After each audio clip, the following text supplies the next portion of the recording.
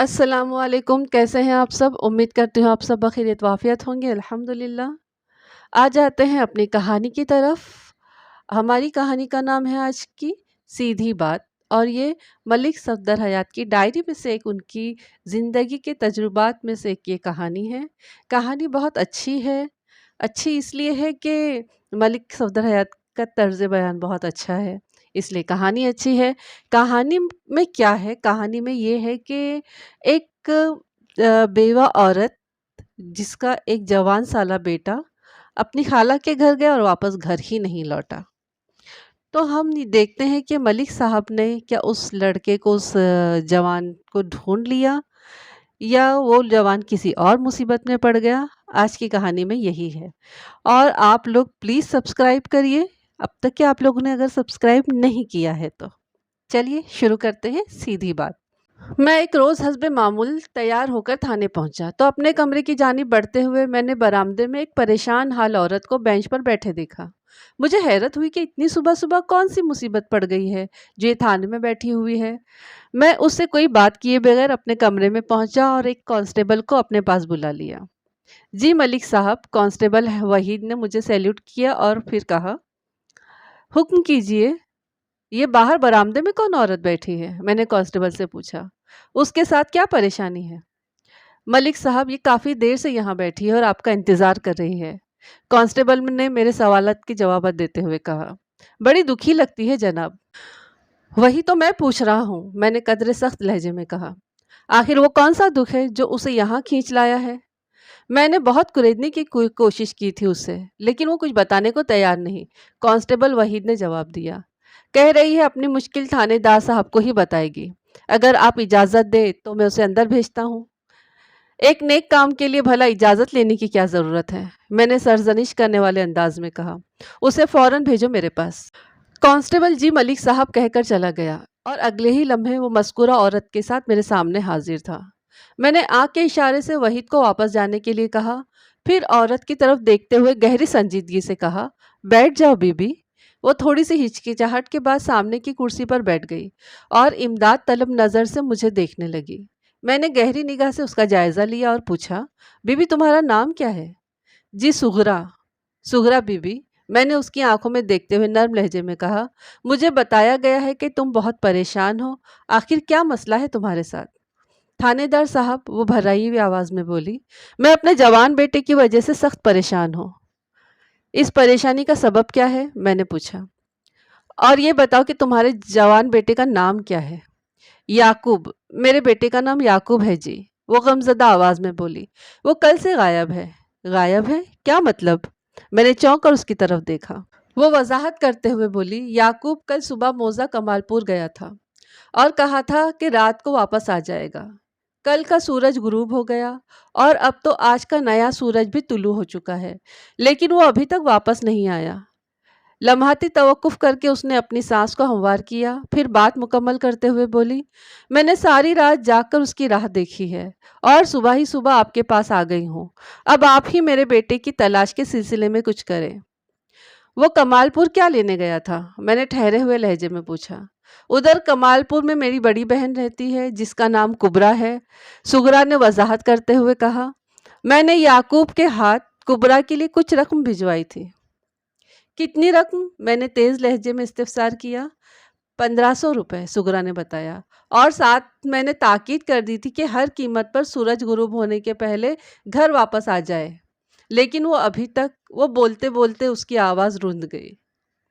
1500 रुपये यानी 1500 रुपये आजकल के हिसाब से एक मामूली सी रकम है, लेकिन जिस ज़माने की ये कहानी है, उस दौर में 1500 रुपये बहुत तगड़ी रकम तस्वुर की जाती थी। एक आम आदमी की तनख्वाह 60 से 80 या ज़्यादा से ज़्यादा 100 रुपये हुआ करती थी। 20-25 रुपये में किसी मुतवस्सित फैमिली के घराने में महीने भर का राशन भरा जा सकता था। अगर आजकल के तनाजुर में हिसाब करने बैठे तो एक मोहतात अंदाज के मुताबिक ये रकम लगभग 1.5 लाख रुपए के करीब बनती है। मैंने तसल्ली देने वाले अंदाज में कहा, ज़्यादा परेशान होने की ज़रूरत नहीं सुगरा बीबी। ये भी हो सकता है कि तुम्हारा बेटा रात को अपनी खाला के घर ही रुक गया हो और दोपहर तक वापस आ जाएगा।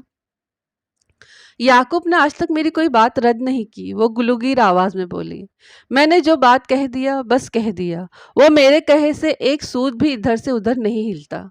मैंने बड़ी सख्ती से उसे ताकीद की थी कि चाहे कुछ भी हो और कितनी भी देर हो जाए, वो रात को ज़रूर वापस आ जाए। बरकत अली ने मरते वक्त याकूब को एक ही नसीहत की थी कि उसे मेरी हर बात मानना है। वो थोड़ी देर के लिए थमी, दुपट्टे के पल्लू से अपनी आंखें खुश करने की कोशिश की, फिर बात मुकम्मल करते हुए बोली, अगर हर तरफ खैरियत रहती तो याकूब रात में ज़रूर वापस आ जाता। मेरा दिल बहुत घबरा रहा है, मुझे लगता है मेरे बेटे के साथ कोई ना कोई। वो बोलते बोलते एक मर्तबा फिर खामोश हो गई। गम के बोझ ने उसकी आवाज़ को गले में फंसा कर रख दिया था। मैंने उसकी दिलजोई करने की खातिर हमदर्दी भरे लहजे में कहा, सुगरा बीबी, मेरी बात ध्यान से सुनो। वो हमातन गोश हो गई। मैंने अपनी बात को आगे बढ़ाया, मुझे उम्मीद है तुम्हारा बेटा दोपहर तक वापस आ जाएगा। और अगर वो दोपहर तक वापस ना लौटा तो? वो मेरी बात मुकम्मल होने से पहले ही बोल उठी थी। सुगरा बीबी की आंखों में मुजस्सम इस्तिफसार ने मुझे दिल गिरफ्तार कर दिया। वो इन लम्हात में मजरूह ममता की तस्वीर बनी हुई थी। मैंने गहरी संजीदगी से कहा, अगर वो दोपहर तक वापस ना आया तो फिर मैं अपने 2 जवानों को उधर कमालपुर तुम्हारे बेटे की तलाश में के लिए भेजूंगा। शाम से पहले पहले तुम्हें कोई अच्छी खबर सुनने को ज़रूर मिलेगी। अल्लाह आपका भला करे थानेदार साहब, वो दुआई अंदाज में बोली। अल्लाह तो सबका भला ही करता है, मैंने सोच में डूबे हुए लहजे में कहा। फिर तुम भी फिक्र न करो, इंशाअल्लाह याकूब खैर और खैरियत से वापस आ जाएगा। मैंने तसल्ली व तशफ़ी देकर उसे रुखसत कर दिया। मेरे हिसाब से ये कोई तशवीशनाक बात नहीं थी। याकूब रात को वापस नहीं आया था। सुगरा की ज़ुबानी मुझे पता चला था कि याकूब उसका इकलौता बेटा था। उसकी उम्र 18-19 साल के दरमियान थी। वो कोई नन्हा बच्चा नहीं था कि कहीं खो जाता। याकूब का बाप बरकत अली चंद साल पहले हादसाती मौत का शिकार होकर दूसरी दुनिया में जा चुका था। खेतों में काम करते हुए एक जहरीले सांप ने उसे डस लिया और बकौले शख्स से वो पानी मांगे बगैर ही इस जहां से उस जहां में चला गया था। इस बात में किसी शक व शुबे की गुंजाइश नहीं थी कि बरकत अली ने अपनी इकलौती औलाद को बड़ी मुनासिब तरबियत की थी और याकूब अपने वालिदैन का फर्माबरदार था। लेकिन इस फर्माबरदारी की रोशनी में ये दावा नहीं किया जा सकता था कि याकूब पिछली रात किसी भी कीमत पर अपनी खाला के घर नहीं रुक सकता था। सुगरा एक माँ थी और याकूब उसकी इकलौती औलाद। इस पर मुस्तज़ाद ये कि वो बेवा भी थी।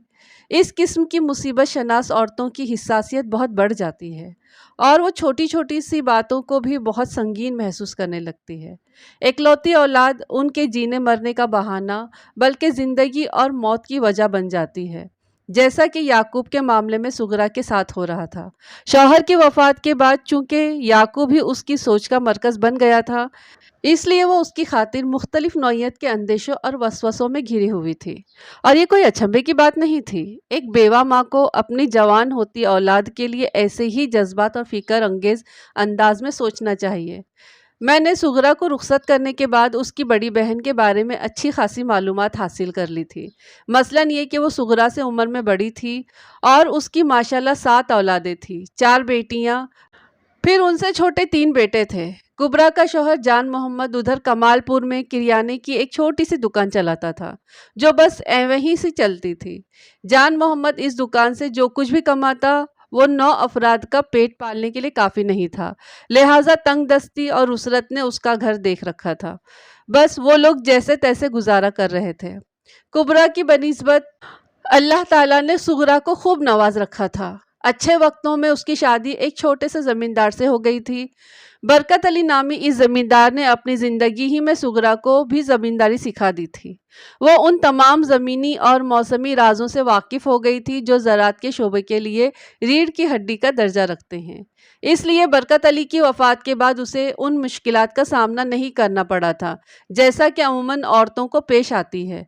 बरकत अली के मरते वक्त अपने लवाहिकीन के लिए एक शानदार घर और 25 एकड़ की ज़रई नहरी ज़मीनें छोड़ गया था। घर में वो तमाम ज़रई आलात मौजूद थे जो किसी भी ज़मींदारी की इंतहाई ज़रूरत होते हैं। जब से सुगरा खेत मजदूरों की मदद से अपनी निगरानी और याकूब के ताउन से काश्तकारी के उमूर बड़ी खुश उसलूबी से अंजाम दे रही थी। इन तमाम तर माशी व माशरती हालात में सुगरा को अपनी बड़ी बहन कुबरा का बड़ा ख्याल था।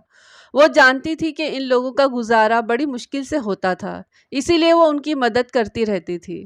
اسی مقصد کی خاطر اس نے کل یعقوب کو 1500 روپے دے کر کمال پور بھیجا تھا۔ کبریٰ کی بڑی بیٹی کی رضیہ کی شادی ہونے والی تھی۔ یہ 1500 روپے رضیہ کے جہیز اور شادی کے اخراجات کے لیے تھے۔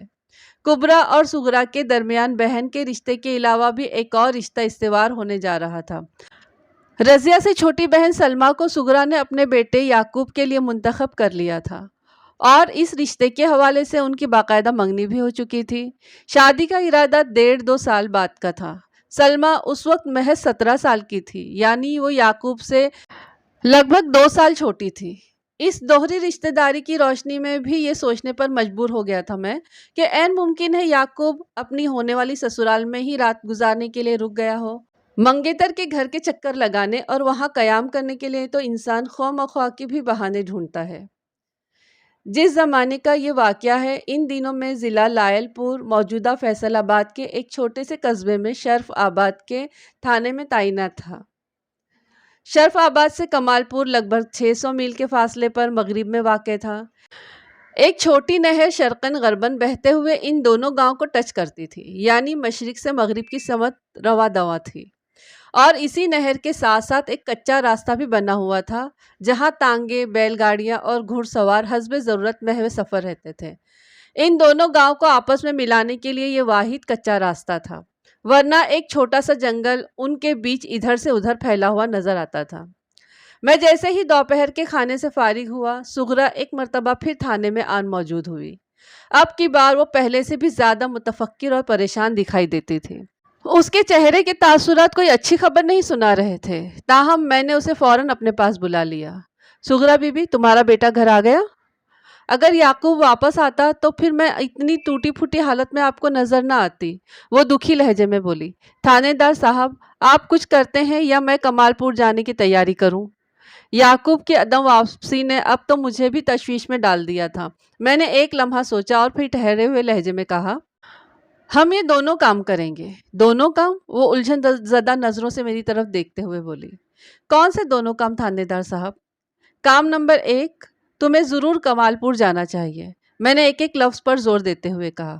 کام نمبر 2، میں تمہارے بیٹے کی تلاش کے لیے اپنے بندوں کو دوڑاتا ہوں، اور یہ دونوں کام ایک ہی وقت میں اور ایک ہی ساتھ ہوں گے۔ ایک ساتھ کیسے؟ وہ حیرت بھری نظر سے دیکھتے ہوئے بولی۔ میں نے وضاحت کرتے ہوئے کہا، تم میرے 2 آدمیوں کے ساتھ تانگے میں بیٹھ کر ابھی اور اسی وقت کمال پور جاؤ گی۔ سب سے پہلے یعقوب کو تمہاری بہن صغریٰ کے گھر میں چیک کیا جائے گا۔ مجھے امید ہے وہ ادھر ہی مل جائے گا، یا راستے میں بھی آپ سے اس کی ملاقات ہو سکتی ہے۔ میں نے تھوڑا توقف کر کے سوچتی ہوئی نظروں سے اسے دیکھا، پھر پوچھا، تمہارا بیٹا کس چیز پر بیٹھ کر کمال پور گیا تھا؟ وہ گھوڑے پر سوار ہو کر کبریٰ کے گھر گیا تھا، اس نے بتایا۔ بس تو پھر ٹھیک ہے، میں نے کہا، تم اپنے گھر پہنچ کر تیاری کرو، تھوڑی دیر میں اپنے بندوں کو ادھر ہی بھیجتا ہوں۔ اور اگر وہ تشویش بھرے لہجے میں بولی، کبریٰ کے گھر بھی نہ ہوا تو؟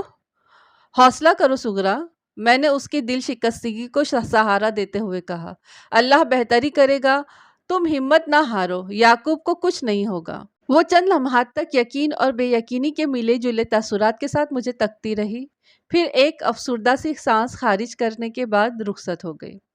صغریٰ کے جانے کے بعد میں گہری سوچ میں ڈوب گیا۔ اب تو مجھے بھی تشویش ہونے لگی تھی۔ اگر واقعی یعقوب کمال پور میں نہ ہوتا تو پھر پریشانی والی بات تھی۔ میں نے ASI شوکت علی اور کانسٹیبل خالد کو اپنے پاس بلوایا، انہیں حالات کی سنگینی سے آگاہ کیا، پھر ضروری ہدایت کے ساتھ صغریٰ کی جانب روانہ کر دیا۔ پروگرام کے مطابق وہ صغریٰ کے ساتھ تانگے میں بیٹھ کر کمال پور جاتے۔ دوپہر سے سہ پہر ہوئی، سہ پہر سے شام، اور شام سے رات، لیکن کمال پور جانے والوں میں سے کوئی بھی واپس نہیں آیا۔ اس زمانے میں موبائل فون تو ہوا نہیں کرتے تھے، اور نہ ہی گاؤں دیہات کی سطح پر لینڈ لائن فون کا وجود ہی نظر آتا تھا۔ اگر اس قسم کی سہولیات میسر ہوتی تو میں فوراً ادھر کی خبر لے لیتا، سوائے انتظار کے میرے پاس اب کوئی اور چارہ نہیں تھا۔ خدا خدا کر کے یہ انتظار اختتام پذیر ہوا، اور رات کے 8 بجے مجھے اپنے عملے کے افراد کی شکل دکھائی دی۔ خالد اور شوکت علی نہ صرف ناکام و نامراد واپس آئے تھے، بلکہ وہ اپنے ساتھ ایک بری خبر بھی لائے تھے۔ وہ گھوڑا جس پر سوار ہو کر یعقوب کمال پور گیا تھا، اس کی لاش جنگل کے اندرونی حصے سے مل گئی تھی۔ میں ابھی تک انہی کی واپسی کے انتظار میں بیٹھا تھا، ورنہ عام دنوں میں اس وقت تک تھانے سے اٹھ کر اپنے کوارٹر میں جا چکا ہوتا۔ میں نے ان دونوں کو فوراً اپنے کمرے میں بلا لیا اور استفساریہ نظر سے انہیں دیکھنے لگا۔ ASI شوکت علی نے کہا، ملک صاحب، یہ تو کہانی ہی الٹ گئی ہے۔ ہمیں اس گھوڑے کی لاش جنگل کے اندرونی حصے میں پڑی ملی ہے، جس پر سگرا کا بیٹا سوار ہو کر یہاں سے کمال پور کی جانب روانہ ہوا تھا اور پھر کمال پور سے واپس اسی طرف سے آیا تھا۔ اور سگرا کا جوان بیٹا یعقوب، اس کی خبر نہیں ملی، شوکت علی گمبھیر لہجے میں بولا۔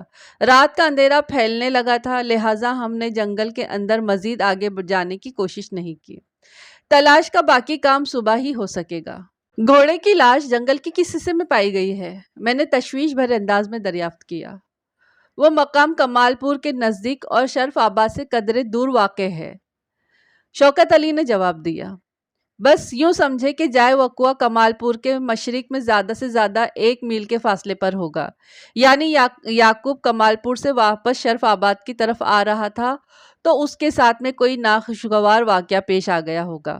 گھوڑے کی لاش کو دیکھ کر تو یہی اندازہ ہوتا ہے کہ اس کے سوار کے ساتھ بھی کوئی اچھا سلوک نہیں ہوا ہوگا۔ تم کس بنا پر اتنے وثوق سے کہہ رہے ہو کہ جس گھوڑے کی لاش تمہیں جنگل میں پڑی ملی ہے وہ سگرا کے بیٹے یعقوب سے ہی تعلق رکھتا تھا؟ میں نے اپنے ذہن میں سر اٹھانے والے خدشات میں سے ایک کی تسکین کی خاطر پوچھ لیا۔ اس مرتبہ کانسٹیبل خالد نے جواب دیا، ملک صاحب، ہم راستے بھر سگرا سے کریت کر سوال پوچھتے رہے تھے اور اس گفتگو کے دوران میں بار بار اس گھوڑے کا بھی ذکر آ رہا تھا۔ سگرا نے مذکورہ گھوڑے کی جو نشانیاں ہمیں بتائی تھی وہ مردہ گھوڑا ان پر پورا اترتا ہے۔ کمال پور میں ہم نے سگرا کی بہن اور بہنوئی سے بھی پوچھ گچھ کی ہے جناب۔ ASI شوکت علی بات کو آگے بڑھاتے ہوئے بولا۔ جہاں ان لوگوں نے یہ بتایا کہ یعقوب کل سپہر میں کمال پور سے شرف آباد کے لیے روانہ ہو گیا تھا، وہیں اس کے گھوڑے کے بارے میں بھی ہمیں تفصیل فراہم کر دی گئی ہے، اور میں نے جس مردہ گھوڑے کا تذکرہ کیا ہے وہ 100% وہی گھوڑا ہے جناب۔ مثلاً میرا تجسس بڑھتا جا رہا تھا۔ اس گھوڑے کی ایسی کون سی نشانی بتائی گئی جو یہ تصدیق کرتی ہے کہ یہ وہی گھوڑا ہے جو یعقوب جس پر سوار ہو کر گیا تھا، بلکہ یعقوب کا ہی گھوڑا تھا؟ اب تو وہ گھوڑا لاش کی صورت اختیار کر چکا ہے اور اس کا مالک یعقوب بھی لاپتہ ہے۔ جناب، دیگر چھوٹی بڑی نشانیوں کے علاوہ اس گھوڑے کی سب سے بڑی نشانی یہ ہے کہ اس کے گردن میں بڑے بڑے سفید موتیوں منکوں کی ایک مالا پڑی ہوئی ہے جو اس کی گردن کے ساتھ بالکل فٹ بیٹھتی ہے۔ میں ایک گہری سوچ میں ڈوب گیا، پھر پوچھا، کیا سگرا کے بہن بہنوئی نے اس امر کی تصدیق کی ہے کہ یعقوب کل سپہر میں ان کے گھر سے واپسی کے لیے روانہ ہو گیا تھا؟ یعقوب کل سپہر میں کمال پور سے شرف آباد کی طرف روانہ ہو گیا تھا، میں نے پرخیال انداز میں کہا، پھر پوچھا، یہ خبر سن کر سگرا پر کیا اثر ہوا ہے؟ اس کی حالت پہلے ہی اچھی نہیں تھی ملک صاحب، وہ افسوسناک انداز میں گردن ہلاتے ہوئے بولا۔ جب اسے پتا چلا کہ یعقوب کل وہاں سے روانہ ہو گیا تھا تو وہ غش کھا کر گر پڑی۔ اس کو ہوش میں لانے میں کوئی 1 گھنٹہ لگ گیا۔ وہ ہوش میں تو آ گئی لیکن اس کی ذہنی کیفیت ٹھیک نہیں ہے۔ کیا تم سگرا کو اس کے گھر پہنچانے کے بعد تھانے آئے ہو؟ میں نے ایک فوری خیال کے تحت پوچھا۔ نہیں جناب، ASI نے نفی میں گردن ہلاتے ہوئے کہا، وہ تو ادھر کمال پور ہی میں ہے۔ اوہ! میں ایک گہری سانس خارج کر کے رہ گیا۔ جناب، اسے کبرا اور جان محمد نے ضد کر کے اپنے پاس روک لیا ہے، شوکت علی نے وضاحت کرتے ہوئے کہا۔ اس کی ذہنی حالت کو دیکھتے ہوئے جان محمد نے اسے شرف آباد آنے کی اجازت نہیں دی اور ہمیں یہ ہدایت کی ہے کہ ہم جلد از جلد یعقوب کا سراغ لگانے کی کوشش کریں۔ جب تک اس کا اتا پتہ نہیں مل جاتا وہ سگرا کو اپنے پاس ہی سنبھال کر رکھیں گے۔ یہ بھی اچھی بات ہے، میں نے کہا، پھر پوچھا، کیا مردہ گھوڑے کے بارے میں سگرا یا کبرا اینڈ کمپنی کو کچھ خبر ہو گئی ہے؟ نہیں جناب، بالکل نہیں، شوکت نے اپنے سر کو نفی میں جنبش دی اور بتایا، ہم جنگل سے سیدھے ادھر ہی آئے ہیں۔ یہ تم لوگوں نے عقل مندی کا ثبوت دیا ہے۔ میں نے سراہنے والے انداز میں باری باری ان دونوں کی طرف دیکھا اور کہا، سگرا پر تو پہلے ہی قیامت ٹوٹی ہوئی ہے۔ اگر اسے اپنے گم شدہ بیٹے کے گھوڑے کا حشر کا پتہ چل گیا تو وہ غم کی شدت سے تو اس کا دماغ ہی الٹ سکتا ہے۔ ملک صاحب، آپ بالکل ٹھیک کہہ رہے ہیں، ASI نے تائیدی انداز میں گردن ہلاتے ہوئے کہا۔ सुगरा की नाजुक हालात के पेश नज़र ही तो हमने उसे घोड़े की मौत की खबर नहीं दी और चुपचाप आपके पास चले आए। मैंने इस कारनामे पर उन्हें शाबाशी दी, फिर एक अहम सवाल किया। सुगरा ने कल सुबह एक तगड़ी रकम के साथ याकूब को कमालपुर की जानिब रवाना किया था। क्या वो रकम कुबरा तक बखैर तो आफियत पहुंच गई है? जी हाँ, मैंने कुबरा से इस अम्र की तस्दीक कर ली है मलिक साहब। एएसआई ने गहरी संजीदगी से जवाब दिया। वो रकम बड़े महफूज अंदाज में कल ही कुबरा को मिल गई थी। मैंने एक मुतमईन और पुरसुकून सांस ली, फिर शौकत अली से दरियाफ्त किया, तुमने उस बात की वजाहत नहीं की याकूब के घोड़े को किस तरह मौत के घाट उतारा गया है? घोड़े का सारा बदन खुसूसन टांगे और गर्दन लहूलुहान हो रही थी। एएसआई झुरझुरी लेते हुए बोला, दिन की रोशनी बहुत कम रह गई थी, ताहम मेरा अंदाज़ा है कि घोड़े पर किसी तेज़दार आले मसलन कुल्हाड़ी वगैरह से पै दर पै खतरनाक और मोहलिक वार किए गए हैं। इस तर्ज की वहशियाना दुश्मनी घोड़े से तो किसी की भी नहीं हो सकती। मैंने तशवीश में डूबे हुए लहजे में कहा, कातिल जो कोई भी था या थे वो यकीनन याकूब के ताक़ुब में होंगे। पता नहीं उन बदबख्तों ने बेचारे याकूब का क्या हश्र नश्र किया होगा। मैं भी उस नौजवान के लिए बहुत परेशान हूँ मलिक साहब, शौकत अली ने गहरी संजीदगी से कहा। घोड़े की लाश जंगल के अंदरूनी हिस्से में पड़ी मिली है और ये हिस्सा नहर वाले कच्चे रास्ते से ज़्यादा फासले पर नहीं। मेरे अंदाजे के मुताबिक कमालपुर से शर्फ आबाद की तरफ आते हुए कोई दुश्मन उसके पीछे लग गया था और फिर वो उसे घोड़े समेत घेर घार कर जंगल के अंदर ले गया और वहां उस पर हमला कर दिया। ये भी तो हो सकता है कि दुश्मन घेर घार कर उसे जंगल में ना ले गया हो, बल्कि वो दुश्मन से बचने के लिए नहर वाले कच्चा रास्ता छोड़कर जंगल के अंदर घुस गया हो। मैंने ख्याल आराई की, लेकिन हर दो सूरतों में ये सवाल अपनी जगह मौजूद है कि याकूब कहाँ गायब है। अगर उसकी सवारी को बेदर्दी से मौत के घाट उतार दिया गया है तो दुश्मन ने उसके साथ क्या सुलूक किया है? आप ठीक कह रहे हैं मलिक साहब, एएसआई ताइदी अंदाज में गर्दन हिलाते हुए बोला। याकूब की गुमशुदगी को लगभग 24 घंटे से ज़्यादा गुजर चुके हैं। अगर अब तक उसकी कोई खैर खबर सामने नहीं आई तो हमें बड़े अफसोस के साथ ये सोचना पड़ेगा कि उस बेचारे के साथ कोई संगीन हादसा पेश आ चुका है। मैं मायनी खेज अंदाज में सर को जज्बाती जुम्बिश देकर रह गया। हमारे दरमियान मज़ीद 20-25 मिनट तक याकूब की गुमशुदगी और उसके घोड़े की हलाकत के बारे में बात होती रही। फिर मैंने उठने से पहले एएसआई को कुछ इस अंदाज में हिदायत दी। शौकत अली, कल सुबह तुम मेरे साथ याकूब की तलाश में जंगल में जाओगे। ठीक है मलिक साहब, वो फर्माबरदारी से बोला, जो आपका हुक्म। और हम यहाँ से अलग सुबह निकल जाएंगे ताकि हम जाए वक़्वा पर पहुँचे तो सूरज निकल रहा हो और इस तरह हमें अपने काम के लिए ज़्यादा वक्त मिल जाए। आजकल वैसे भी दिन छोटा हो चुका है। मैंने कहा, तुम रात ही में ज़रूरी तैयारी कर लेना। सवारी के लिए तांगे का बंदोबस्त करोगे या? मेरे ख्याल में घोड़े ज़्यादा मुनासिब रहेंगे।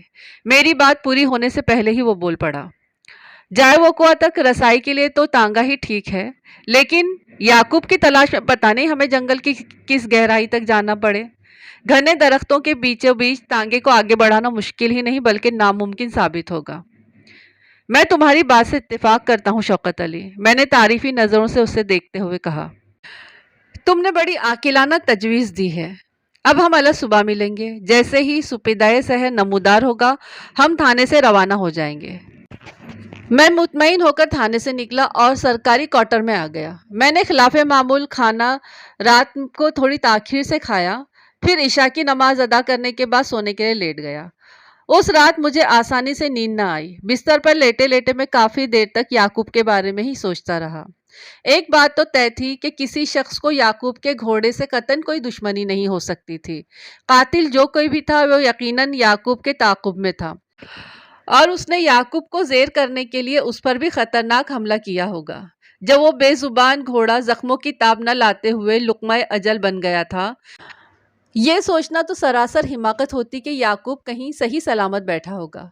घोड़े की मौत और याकूब के साथ पेश आने वाले मुबहम सूरत हाल के असबाब पर गौर करें तो उस रकम को नज़रअंदाज नहीं किया जा सकता। جو سغرا بیوی نے اپنی بڑی بہن کبرا بیوی کے لیے بھیجی تھی۔ کوئی بھی شخص اس رقم کے لیے یعقوب کی جان کا دشمن بن سکتا تھا، لیکن اس تھیوری میں ایک بہت بڑا سقم مجھے شروع سے ہی نظر آ رہا تھا، اور وہ یہ کہ اگر کوئی یہ شخص یعقوب کے ساتھ اس رقم کی خاطر کوئی اونچ نیچ کرتا تو پھر یہ افسوسناک واقعہ شرف آباد سے کمال پور کی جانب سفر کے دوران میں پیش آنا چاہیے تھا۔ اگر کوئی شخص اس راز سے آگاہ ہو گیا تھا کہ یعقوب ایک موٹی سی رقم لے کر شرف آباد سے کمال پور جا رہا ہے، تو ایسے شخص کو یعقوب کے کمال پور پہنچنے سے پہلے راستے میں کارروائی کر لینی چاہیے تھی۔ لیکن واقعہ اس کے برعکس پیش آیا تھا، جس کا واضح مطلب یہی تھا کہ یہ سارا ہنگامہ رقم کی وجہ سے نہیں ہوا تھا۔ اگلے روز الگ صبح تیار ہو کر تھانے پہنچا تو ایک نئی صورتحال میری منتظر تھی۔ میں جیسے ہی اپنے کمرے کی جانب بڑھا، سغرا بی بی ایک ادھیڑ عمر شخص کے ساتھ وہاں آن موجود ہوئی۔ میں اتنی صبح اسے اپنے پاس دیکھ کر چونک اٹھا، کیونکہ میری معلومات کے مطابق سغرا کی بہنوئی نے اس کی ذہنی حالت کے پیش نظر اسے ادھر کمال پور ہی میں روک لیا تھا۔ اگر وہ اتنی صبح تھانے میں موجود تھی تو اس کا واضح مطلب یہی تھا کہ اس طرف کوئی گڑبڑ ہو چکی ہے۔ میں نے سغرا اور اس کے ساتھی کو فوراً اپنے کمرے میں بلا لیا۔ بعد ازاں پتہ لگا کہ ساتھ آنے والا شخص سغرا کا بہنوئی جان محمد تھا۔ میں نے انہیں بیٹھنے کے لیے کہا، پھر سغرا کی جانب دیکھتے ہوئے تشویشناک لہجے میں پوچھا، خیریت تو ہے سغرا؟ تھانے دار صاحب، سغرا کے بجائے اس کے بہنوئی جان محمد نے جواب دیا، سغرا اپنے جوان بیٹے کی جدائی میں نیم پاگل ہو گئی ہے۔ کل آپ کے عملے کے 2 افراد کے ساتھ یہ ہمارے پاس آئی تھی، اور جب اسے پتہ چلا کہ یعقوب ہمارے گھر سے صحیح سلامت روانہ ہو گیا تھا تو اس کی طبیعت بگڑ گئی۔ مجبوراً ہم نے اسے ادھر کمال پور ہی میں روک لیا تھا، اور ہاں، یہ بات تو رات ہی میں میرے علم میں آ گئی تھی کہ سغرا کو تم لوگوں نے اپنے پاس روک لیا ہے۔ میں نے اس کی بات پوری ہونے سے پہلے ہی کہہ دیا، اور اب تم اتنی صبح یہاں ہو، کیا ماجرا ہے جان محمد؟ جان محمد کی عمر 55 سے تجاوز نظر آتی تھی۔ ایک متناسب البدن اور دراز قامت شخص تھا۔ اس کے سر کے بالوں میں سفیدی اور سیاہی کا تناسب یکساں تھا۔ 7 بچوں کا باپ بھی تھا۔ اس نے اپنی زندگی میں سب سے زیادہ محنت اولاد کی تعداد بڑھانے پر کی تھی۔ بعد ازاں مجھے یہ بھی پتہ چلا کہ در حقیقت کبرا کے بطن سے 10 بچے پیدا ہوئے تھے، 4 لڑکیاں اور 6 لڑکے، جن میں سے 3 لڑکے اوائل عمری میں ہی اللہ کو پیارے ہو گئے۔ اسی جان محمد نے میرے سوال کا جواب میں بتایا، تھانے دار جی، ہم نے سغرا کے بھلے ہی کے لیے اسے اپنے گھر میں روک لیا تھا کہ جب تک یعقوب کی خیر خبر نہیں مل جاتی یہ ہمارے ہی ساتھ رہے، لیکن جناب ہم نے پوری رات جاگ کر گزار دی، اور فجر کی اذان کے وقت میں اس کی ضد کے سامنے مجبور ہو گیا اور اسے اپنے ساتھ لے کر یہاں آ گیا ہوں۔ اس کا خیال یہ ہے کہ اسے اپنے گھر میں رہتے ہوئے یعقوب کا انتظار کرنا چاہیے۔ خدا خدا کر کے وہ متوقف ہوا، ایک گہری سانس لی، پھر اپنی بات مکمل کرتے ہوئے بولا، ہم ابھی یہاں پہنچے ہیں۔ میں سغرا کو لے کر اس کے گھر کی طرف جا رہا تھا کہ اس کی ضد پر ادھر آ گیا ہوں۔ یہ گھر میں قدم رکھنے سے پہلے آپ سے ملنا چاہتی تھی، اب آپ خود اس سے بات کر لیں۔ اتنا کہہ کر وہ خاموش ہو گیا، جیسے اس کے بولنے کا کوٹا ختم ہو گیا ہو۔ جان محمد کے چپ ہوتے ہی سغرا پھٹ پڑی، تھانے دار جی، میرے یعقوب کا کچھ پتہ چلا؟ اس کا یہ سوال قرب میں ڈوبا ہوا تھا۔ میں نے اثبات میں گردن ہلائی اور ٹھہرے ہوئے لہجے میں کہا، ہاں، ایک سراغ ملا تو ہے۔ دیکھا، میں نے کہا تھا نا۔ وہ اپنے بہنوئی کی طرف دیکھتے ہوئے جوشیلے انداز میں بولی، تھانے دار جی ضرور میرے یعقوب کو ڈھونڈ نکالیں گے، اسی لیے تو میں شرف آباد آنے کی ضد کر رہی تھی۔ پھر وہ دوبارہ میری طرف متوجہ ہو گئی اور سرسراتی ہوئی آواز میں پوچھا، کہاں ہے میرا یعقوب تھانے دار جی؟ تم نے میرے الفاظ پر غور نہیں کیا سغرا بی بی، میں نے اس کی ذہنی کیفیت کے پیش نظر نرم لہجے میں کہا، میں نے یعقوب کی نہیں، اس کا سراغ ملنے کی بات کی ہے۔ جی؟ کیا مطلب؟ وہ بےتابی سے تڑپ کر بولی۔ میں نے سغرا کو حقیقت حالات سے آگاہ کرنے کا فیصلہ کر لیا۔ گھوڑے کی موت والی خبر کو اس سے چھپا کر رکھنا ٹھیک نہیں تھا، لہٰذا میں نے نہایت ہی مختصر اور جامع الفاظ میں اسے تازہ ترین صورتحال سے آگاہ کر دیا۔ ادھر میری بات ختم ہوئی، ادھر سغرا نے دہاڑے مار مار کر رونا شروع کر دیا۔ اس کی آہ و بکا کا فوکس اسی نقطے پر تھا کہ جب یعقوب کے گھوڑے کو اتنی بے دردی سے قتل کر دیا گیا ہے تو خود اس کے بیٹے کا کیا حشر ہوا ہوگا۔ اس کا موقف تو 16 آنے درست تھا، میں خود بھی اس سے متفق تھا، لیکن تھانے میں اس چیخ و پکار کا کوئی فائدہ نہیں تھا، لہٰذا میں نے تسلی بھرے انداز میں کہا، سغرا، اس وقت میں تمہارے بیٹے کی تلاشی میں جا رہا ہوں، تم بھی گھر جا کر آرام کرو، انشاءاللہ دوپہر تک میں تمہارے لیے کوئی اچھی خبر لے کر آؤں گا۔ وہ تھانے سے جانے کے لیے تیار نہیں تھی، بلکہ اس نے تو یہاں تک کہہ دیا کہ تھانے دار صاحب جی، میں بھی آپ کے ساتھ چلتی ہوں۔ نہیں، یہ مناسب نہیں ہوگا، میں نے دو ٹوک الفاظ میں اسے منع کر دیا۔ یہ کام اتنا آسان نہیں جتنا تم سمجھ رہی ہو، تمہیں یہیں سے سیدھا اپنے گھر جانا چاہیے۔ جان محمد نے بھی اسے یہی سمجھایا، پولیس کے تفتیشی معاملات میں اسے نہیں کودنا چاہیے۔ تھانے دار صاحب بالکل ٹھیک مشورہ دے رہے ہیں، اول تو تمہیں کمال پور سے آنا ہی نہیں چاہیے تھا، ضد کر کے آ ہی گئی ہو تو سیدھے اپنے گھر چلو، اللہ نے چاہا تو سب ٹھیک ہو جائے گا۔ ہم دونوں کے سمجھانے بجھانے پر وہ راضی ہو گئی، ہم لوگ ایک ساتھ ہی تھانے سے باہر نکلے۔ مجھے اور شوکت علی کو گھوڑوں پر سوار ہو کر یعقوب کی تلاش میں جنگل کی طرف جانا تھا، اور سغرا کو جان محمد کے ساتھ اپنے گھر۔ ہم تھانے کے احاطے سے باہر نکلے تو ایک ناخوشگوار صورتحال ہماری راہ دیکھ رہی تھی۔ سغرا جان محمد کے ساتھ جس تانگے میں بیٹھ کر کمال پور سے یہاں پہنچی تھی، وہ اپنے کوچوان سمیت تھانے کی باؤنڈری وال کے ساتھ کھڑا تھا۔ اس سے تھوڑے فاصلے پر تھانے کے داخلی راستے کے قریب ہی ایک اور سجا سجایا تانگا بھی ہمیں نظر آ رہا تھا، جس پر کوچوان کے علاوہ بھی ایک بھاری بھرکم شخص موجود تھا۔ سغرا پر نظر پڑتے ہی مذکورہ شخص تانگے سے نیچے اتر آیا اور تیز تیز قدموں سے سغرا کی طرف بڑھنے لگا۔ یہ کون ہے سغرا؟ جواب دینے کے بجائے اس نے مجھ سے الٹا سوال کر دیا، یہ کمبخت یہاں کیوں آیا ہے؟ اگر مجھے اس کمبخت کے بارے میں کچھ معلوم ہوتا تو میں تم سے کیوں پوچھتا؟ میں نے سپاٹ لہجے میں کہا، اس کے ساتھ ہی اپنا سوال بھی دہرا دیا، یہ کون ہے جسے دیکھتے ہی تم اچانک غصے میں آ گئی ہو؟ مذکورہ شخص جیسا خود بھاری بھرکم تھا، اسی مناسب سے اس نے کنگ سائز مونچھیں بھی رکھ چھوڑی تھی۔ سغرا نے بدستور اس شخص پر نگاہ رکھتے ہوئے میرے سوال کے جواب میں بتایا، یہ رحمت علی ہے جناب، میرا جیٹ۔ تمہارے تیور بتا رہے ہیں کہ تم رحمت علی کو پسند نہیں کرتی، میں نے قدرے دھیمے انداز میں کہا۔ ناپسندید کرنا تو بہت چھوٹی سی بات ہوگی، وہ تپتے ہوئے لہجے میں بولی، میں تو اس شخص سے شدید نفرت کرتی ہوں۔ یہ یہاں کیا کر رہا ہے؟ اسے دیکھ کر میرا خون کھول اٹھتا ہے تھانے دار جی۔ تم فکر نہ کرو سغرا، میں نے دھیمی آواز میں اسے تسلی دی، میں خود ہی پوچھ لیتا ہوں کہ یہ صبح ہی صبح یہاں کس مقصد سے آیا ہے۔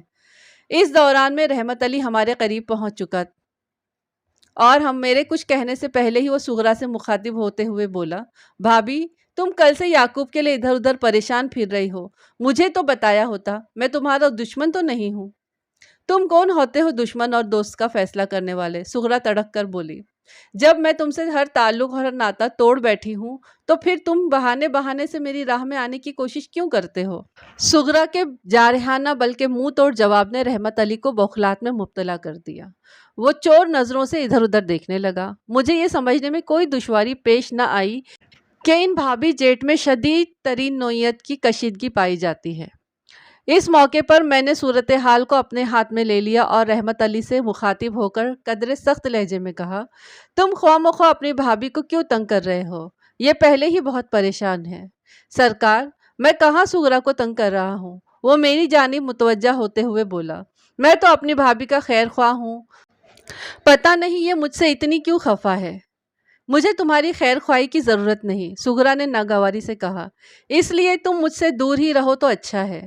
دیکھا آپ نے تھانے دار جی، وہ شکایتی انداز میں بولا، میں اپنے دل میں اس کے لیے کتنی ہمدردی رکھتا ہوں، اور یہ میں نے کہا ہے نا، مجھے نہیں چاہیے تمہاری ہمدردی۔ سغرا اس کی بات کاٹتے ہوئے بولی، تمہارے لیے یہی اچھا ہے کہ تم فوراً میری نظروں سے دور ہو جاؤ۔ تھانے دار صاحب، مجھے پتا چلا ہے کہ سغرا کا بیٹا کہیں گم ہو گیا ہے، رحمت نے مجھ سے کہا۔ میں اس کی مدد کرنا چاہتا ہوں، اس کی پریشانی بانٹنا چاہتا ہوں، اور یہ سمجھ رہی ہے کہ میں اسے تنگ کر رہا ہوں۔ میں سمجھنا چاہتا ہوں کہ میرا بھتیجا یعقوب آخر کہاں چلا گیا ہے۔ اگر صرف اتنی سی بات ہے تو تم فکر نہ کرو، یہ سارا چکر میں تمہیں سمجھا دوں گا۔ میں نے وقت کی نزاکت کے پیش نظر کہا، تم اپنی بھابھی کا خیال دل سے نکال دو۔ ٹھیک ہے جی، آپ جیسے کہہ رہے ہیں میں ویسے ہی کر لیتا ہوں، وہ بڑی فرما برداری سے بولا۔ میں نے سغرا کی طرف دیکھتے ہوئے کہا، بی بی تم بیٹھو نا تانگے میں اور گھر جا کر آرام کرو، میں شام سے پہلے تمہاری طرف چکر لگاؤں گا، جو بھی صورتحال سامنے آئے گی وہ تمہیں ضرور بتا دوں گا۔ सुगरा ने घूर कर नापसंदीदा नज़र से अपने जेठ रहमत अली की तरफ देखा, फिर मुंह से एक लफ्ज़ निकाले बगैर तांगे पर सवार हुई और जान मोहम्मद के साथ अपने घर की तरफ रवाना हो गई। मैंने दानिस्ता जेठ भाभी की तल्ख गुफ्तगू को तवील नहीं होने दिया था। इससे सिवाय वक्त ज़ाय होने के और कुछ भी नहीं होता। सुगरा के जाने के बाद मैंने एएसआई शौकत को रवाना होने का इशारा कर दिया और रहमत अली को देखते हुए कहा, तुम अपने तांगे पर हमारे पीछे आओ। हमें जाना कहाँ है? वो उलझन ज़दा लहजे में मुस्तफसिर हुआ। याकूब को ढूंढने, मैंने जवाब दिया। उधर जंगल में। जंगल में? उसकी हैरत दोचंद हो गई। मैंने घोड़े पर सवार होने के बाद निहायत ही मुख्तसर अल्फाज में उसे याकूब के घोड़े के साथ पेश आने वाले अंदोनाक वाक़े से आगाह किया। फिर गहरी संजीदगी से कहा, देखो रहमत, मुझे इस बात से कोई गर्ज नहीं कि तुम्हारा सुगरा के साथ क्या झगड़ा है, और फिर ये भी नहीं जानना चाहूँगा कि तुम दोनों के बीच किस नौइयत के इख्तिलाफात हैं। मैं तो पहली सूरत में तुम्हारे भतीजे याकूब को ढूंढ निकालना चाहता हूँ। पता नहीं वो बेचारा कहाँ और किस हाल में होगा। मैंने लम्हाती तवक्कुफ करके एक गहरी सांस ली, फिर उसकी जानिब गर्दन घुमाकर पूछा, तुम इस सिलसिले में मेरी क्या मदद कर सकते हो? अब हम थाने को पीछे छोड़ आए थे और कमालपुर की जानिब हमारा सफ़र शुरू हो चुका था। एएसआई शौकत अली और मैं घोड़े पर सवार थे, जबकि रहमत अली अपने तांगे पर बैठा हुआ था। शौकत किसी रहनुमा की मानिंद हम सब से आगे था और मेरा घोड़ा रहमत अली के तांगे के साथ साथ चल रहा था। इस तरह हम आसानी बातचीत भी करते चले जा रहे थे। 55 का हिस्सा अबूर करने के बावजूद भी वो खासा मुस्तैद दिखाई देता था। रहमत ने मेरे इस्तिफसार के जवाब में कहा, थानेदार जी, मुझे आपकी मदद करने में कोई एतराज़ नहीं, लेकिन समझ में नहीं आ रहा है कि मैं आपके लिए क्या कर सकता हूँ, जब तक मुझे पूरी हालात का इल्म न हो। हालात का मुकम्मल इल्म तो किसी को नहीं है रहमत, मैंने ठहरे हुए लहजे में कहा। अभी तक इस सिलसिले में जो पेश रफ्त हुई है वो मैंने तुम्हें बता दी। वो सोच में डूबे हुए लहजे में बोला, ये तो बड़ी तशवीशनाक सूरत हाल है जनाब। मैंने थोड़ी देर पहले थाने के सामने रहमत और सुगरा के दरमियान होने वाली गुफ्तगू को बड़ी तवज्जो से सुना था। रहमत का अंदाज ताउन आमेज था, जबकि सुगरा उससे सख्त नाराज़ और बरहम नज़र आती थी। उनके बीच असल वजह क्या था वो तो अभी मुझे मालूम नहीं थी, इसलिए मैं रहमत से बात करते हुए उसके चेहरे के तासुरात को भी खुसूसन नोट करता जा रहा था, ताकि ये समझने में आसानी रहे। रहमत, तुम्हारा जहन इस मामले को किस अंदाज में ले रहा है? मैंने संजीदा लहजे में से सवाल किया। तुम्हारे ख्याल में याकूब को किस किस्म के हालात पेश आए होंगे? मैं समझता हूँ सुगरा के बेटे को कोई संगीन हादसा पेश आ चुका है। वो गंभीर आवाज़ में बोला। आपने जो हालात बताए हैं वो तो उसी जानिब इशारा करते हैं। शरफाबाद और कमालपुर के दरमियान एक बड़ा हिस्सा जंगल का पड़ता है, रहमत ने ठहरे हुए अंदाज में कहा। यह जंगल लगभग 2-2.5 मील तक फैला हुआ है। मुझे ये कोई राहज़नी की वारदात लगती है जनाब। राहज़नी? मैंने चौंक कर उसकी तरफ देखा। तुम्हारा मतलब है कि कमालपुर से शरफाबाद के तरफ आते हुए डाकुओं ने याकूब को लूटने की कोशिश की होगी? ऐसा नामुमकिन तो नहीं है जनाब, वो ठोस अंदाज में बोला। आप तो जानते ही हैं ये जंगल डाकुओं की वजूद से खाली नहीं है। इक्का दुक्का वारदातें तो सामने आती ही रहती हैं। जब घोड़े की लाश जंगल के अंदरूनी हिस्से से मिली है तो याकूब का सुराग भी इसी जंगल से ही मिलेगा जनाब। हमें जंगल के उस हिस्से को खास तौर पर अच्छी तरह खंगालना चाहिए जहां याकूब के घोड़े की लाश पड़ी मिली थी। हम उसी तरफ जा रहे हैं रहमत, मैंने गहरी सांस लेते हुए कहा। वो इस बात में गर्दन हिलाकर रह गया। लगभग 1 घंटे के बाद एएसआई शौकत की रहनुमाई में हम उस मकाम पर पहुंच गए जहां याकूब के घोड़े की लाश पड़ी थी। मैंने पहले खड़े खड़े और फिर उकड़ू बैठकर घोड़े का तफसीली जायजा लिया। वाकई उस बेजुबान जानवर पर बड़ा सितम तोड़ा गया था। उसका पूरा बदन जख्मों से चूर चूर था। गर्दन पर लगने वाले वार ने उसकी शहरक को काट डाला था। मेरे मोहतात अंदाजे के मुताबिक इस खतरनाक जख्म से ही उसकी मौत वाक़ई हुई थी। हम उस वक्त जंगल के इब्तदाई हिस्से में खड़े थे। मैं घोड़े की लाश के मुआयने से फारिग हुआ तो शौकत अली ने कहा, मलिक साहब, अब क्या करना है? करना तो वही है जो हम यहाँ करने आए हैं। मैंने इधर उधर निगाह दौड़ाते हुए कहा, यानी याकूब की तलाश। इसका क्या करना है? इस बार एएसआई ने घोड़े की लाश की जानिब इशारा किया।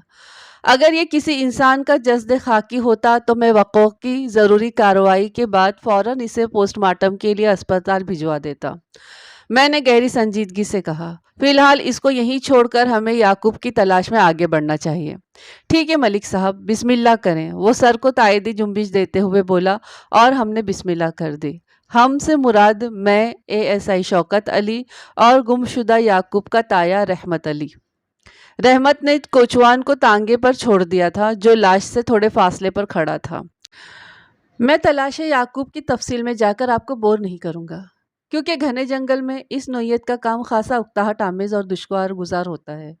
اس دوران میں ہمارے بیچ گفتگو کا سلسلہ بھی جاری تھا۔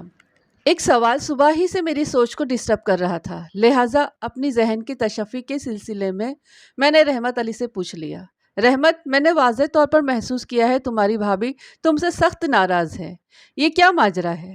جناب، یہ ماجرا تو آج تک میری سمجھ میں بھی نہیں آیا، وہ ایک ٹھنڈی سانس خارج کرتے ہوئے بولا۔ پتہ نہیں اسے مجھ سے خدا واسطے کا بیر کیوں ہے، جبکہ آج تک میں نے ایک پیسے کا نقصان بھی اسے نہیں پہنچایا۔ اتنی شدید نفرت خواہ مخواہ تو پیدا نہیں ہو جاتی رحمت، میں نے گمبھیر انداز میں کہا۔ میں نے سغرا کی آنکھوں میں تمہارے لیے ناپسندیدگی امٹتے دیکھی ہے، اس نوعیت کی رنجش کا کوئی نہ کوئی سبب تو ہوگا نا؟ میں نے لمحاتی توقع کر کے سوالیہ نظروں سے اس کی طرف دیکھا، پھر اضافہ کرتے ہوئے کہا، تم بتانا نہ چاہو تو یہ الگ بات ہے۔ ایسی بات نہیں ہے ملک صاحب، وہ جلدی سے بولا۔ میں صرف اس لیے اپنی زبان نہیں کھول رہا کہ کہیں آپ یہ نہ سمجھے کہ میں سغرا کے خلاف زہر اگل رہا ہوں۔ اس کے پیٹھ پیچھے اس کی برائی کرنا مجھے اچھا نہیں لگ رہا۔ انسانی جان بچانے کے لیے اور تفتیش کی گاڑی کو آگے بڑھانے کے لیے نظریہ ضرورت کے تحت اسے جائز سمجھتا ہوں۔ میرے نزدیک کسی بھی قانون قاعدے سے زیادہ اہم انسان ہوتا ہے، اور صورتحال اہم ہوتی ہے جس کے اندر انسان پھنسا ہوا ہے۔ ہم اس وقت جس مشن پر ہے اس کا مقصد نیک اور مثبت ہے، لہٰذا اگر یعقوب تک رسائی حاصل کرنے کے لیے مجھے تمہاری زبان سے سغرا کی اور سغرا کی زبان سے تمہاری برائی بھی اگلوانا پڑے تو میں ایک لمحے کی ہچکچاہٹ بھی محسوس نہیں کروں گا۔ میں نے توقف کر کے بڑی گہری نظر سے رحمت علی کی طرف دیکھا، پھر اس کی بات مکمل کرتے ہوئے کہا، اگر میری بات تمہاری سمجھ میں آ گئی ہو تو بتا دو کہ تمہاری سغرا سے یا سغرا کی تم سے کیا دشمنی ہے؟ وہ تم سے اتنی شدید نفرت کیوں کرتی ہے؟ میری تو اس سے قطعاً کوئی دشمنی نہیں ہے ملک صاحب، وہ بڑے کھلے ڈلے انداز میں بولا۔ اب جہاں تک اس بات کا سوال ہے کہ وہ مجھے کیوں ناپسند کرتی ہے، تو میں اس سلسلے میں صرف اتنا ہی کہوں گا کہ وہ ایک سازشی اور فتنہ پرور عورت ہے۔ میں چونکہ کھری بات کرتا ہوں اسی لیے وہ مجھ سے اپنی نفرت کا اظہار کرتی ہے۔ اس عورت کی چال بازیوں نے ہمارا ہنستا بستا گھر اجاڑ کر رکھ دیا تھا۔ یہ ایک بالکل نئی کہانی سامنے آ رہی تھی۔ میں نے یعقوب کی تلاش کا کام جاری رکھتے ہوئے رحمت علی سے کہا، رحمت، ابھی تم نے سغرا کے حوالے سے جن گھریلو حالات و واقعات کا ذکر کیا ہے مجھے تفصیلاً اس کے بارے میں بتاؤ، میں پوری توجہ سے سن رہا ہوں۔ میں نے گرین سگنل دیا تو وہ اللہ کا بندہ شروع ہو گیا۔ اس نے تو مجھے ایسا لمبا چوڑا قصہ سنا ڈالا، لیکن میں اس کے بیان میں سے غیر ضروری باتوں کو حذف کر کے خلاصہ آپ کی خدمت میں پیش کرتا ہوں تاکہ سغرا بی بی کا پس منظر آپ کے سامنے اجاگر ہو جائے۔ ایک بات کی وضاحت کر دوں کہ یہ رحمت علی کا موقف ہے جو اس نے میرے گوش گزارا اور میں آپ تک اس کو پہنچا رہا ہوں۔ یہ ضروری نہیں کہ سغرا رحمت کے موقف سے اتفاق بھی کرے، بلکہ مجھے جو حالات نظر آ رہے تھے ان کی روشنی میں ایک بات بڑے وثوق سے کہہ سکتا تھا کہ سغرا اس سے مکمل اختلاف ہی کرے گی۔ رحمت علی کے بیان کے مطابق سغرا بہت ہی چنٹ اور چالاک عورت تھی۔ اس کی مکاری اور چال بازی کو سمجھنا ہما شما کے بس کی بات ہی نہیں تھی، لہٰذا مرحوم برکت علی، سغرا کا شوہر اور رحمت علی کا چھوٹا بھائی بھی اس کے دام فریب کا شکار ہو گیا۔ سغرا کا تعلق دوسرے خاندان سے تھا اور رحمت علی کا باپ سلامت علی اس رشتے کے لیے تیار نہیں تھا۔ سغرا نے ایسا چکر چلایا کہ اسے پانے کے لیے برکت علی نے والدین کی مخالفت مول لینے کا فیصلہ کر لیا۔ یہ معاملہ جب حدود سے تجاوز کرنے لگا تو سلامت علی نے بہت ہی دانشمندانہ اقدام کیا۔ حالانکہ رحمت علی اور اس کی ماں کنیز فاطمہ بھی برکت اور سغرا کی شادی کے حق میں نہیں تھے۔ سلامت علی نے اس بھڑکتی ہوئی آگ کے شعلوں کو ٹھنڈا کرنے اور خاندان کی بقا کے لیے تمام تر اختلافات کو بالائے طاق رکھ کر برکت کو سغرا سے شادی کی اجازت دے دی۔ برکت اور رحمت صرف 2 ہی بھائی تھے، ان کی کوئی بہن نہیں تھی۔ رحمت کی شادی چند سال پہلے اپنی ماموں کی بیٹی سے ہوئی تھی اور یہ سب لوگ مل جل کر ایک ہی بڑے سے گھر میں رہتے تھے۔ سلامت علی شرف آباد کے چودھری مرغوب حسین کے بعد دوسرے درجے کے چودھریوں میں شمار کیا جاتا تھا۔ اس کی اچھی خاصی اراضی تھی اور گھر کے اندر ہر سکون اور آسائش میسر تھی۔ سغرا بھی بیاہ کر اسی گھر میں آ گئی تھی۔ 2-3 ماہ تو ہنستے کھیلتے گزر گئے۔ اس کے بعد رحمت علی کے مطابق سغرا نے پرزے نکالنا شروع کر دیے۔ پہلے تو وہ دیورانی اور جٹھانی میں محاذ کھل گیا۔ یہ جھگڑے پھڈے اتنے بڑھے کہ اپنی بیویوں کی حمایت میں دونوں بھائی ایک دوسرے کے سامنے آن کھڑے ہوئے۔ اس صورتحال نے بوڑھے والدین کو مشکل میں ڈال دیا۔ سلامت علی ایک دانا بینا شخص تھا۔ اس معاملے کی تہ تک پہنچنے میں کسی دشواری کا سامنا نہیں کرنا پڑا اور اس نے ایک مکان اور 25 ایکڑ نہری زرعی اراضی دے کر برکت علی اور اس کی بیوی سغرا کو الگ کر دیا۔ رحمت علی کے مطابق سغرا نے یہ سارا فساد الگ ہونے کے لیے ہی برپا کیا تھا۔ بالآخر وہ اپنی ضد نما کوشش یا جھگڑا نما سازش میں کامیاب ہو گئی۔ اس علیحدگی کے بعد سغرا نے پلٹ کر اپنے سسرال میں قدم نہیں رکھا۔ البتہ دونوں بھائیوں میں کبھی کبھار میل ملاقات ہو جاتی تھی۔ گاہے بگاہے برکت علی اپنے والدین سے ملنے بھی چلا جاتا تھا۔ اس دوران میں سلامت علی اور کنیز فاطمہ کا انتقال ہو گیا۔ سلامت علی کے پاس 70 ایکڑ زمین تھی۔ جب برکت علی الگ ہوا تو اسے ایک مکان کے علاوہ انہی 70 میں سے 25 ایکڑ زمین دے دی گئی تھی، لہٰذا باقی بچ رہنے والے 45 ایکڑ رحمت علی کے حصے میں آ گئے تھے۔ وہ اب اپنے بیوی بچوں کے ساتھ والدین کے بڑے سے گھر میں رہ رہا تھا۔ رحمت نے مجھے بتایا کہ سلامت علی اور کنیز فاطمہ کے انتقال کے بعد ایک مرتبہ پھر سغرا نے تنازع کھڑا کرنے کی کوشش کی تھی۔ اس کا مطالبہ تھا کہ والدین کے انتقال کے بعد دونوں بھائیوں میں زمین و جائیداد کی منصفانہ تقسیم ہونا چاہیے، یعنی دونوں کے حصے میں 35-35 ایکڑ زمین آنا چاہیے۔ چونکہ برکت علی نے کوئی دباؤ نہیں ڈالا تھا، لہٰذا رحمت علی نے بھی سغرا کے واویلے کو ایک کان سے سن کر دوسرے سے نکال دیا تھا۔ پھر کچھ عرصے بعد جب برکت علی حادثاتی موت کا شکار ہو کر دوسری دنیا میں منتقل ہو گیا تو یہ معاملہ بھی دبا گیا۔ رحمت علی کا ضمیر مطمئن تھا کہ اس نے کسی کا حق نہیں کھایا۔ جب والد صاحب نے ایک شاندار مکان اور 25 ایکڑ زرعی اراضی دے کر برکت علی کو اسی کے مطالبے پر الگ کیا تھا تو جائیداد کی تقسیم اسی دن ہو گئی تھی۔ اب جو کچھ بھی بچا تھا وہ صرف اور صرف اسی کا تھا، اس پر اسی کا حق تھا۔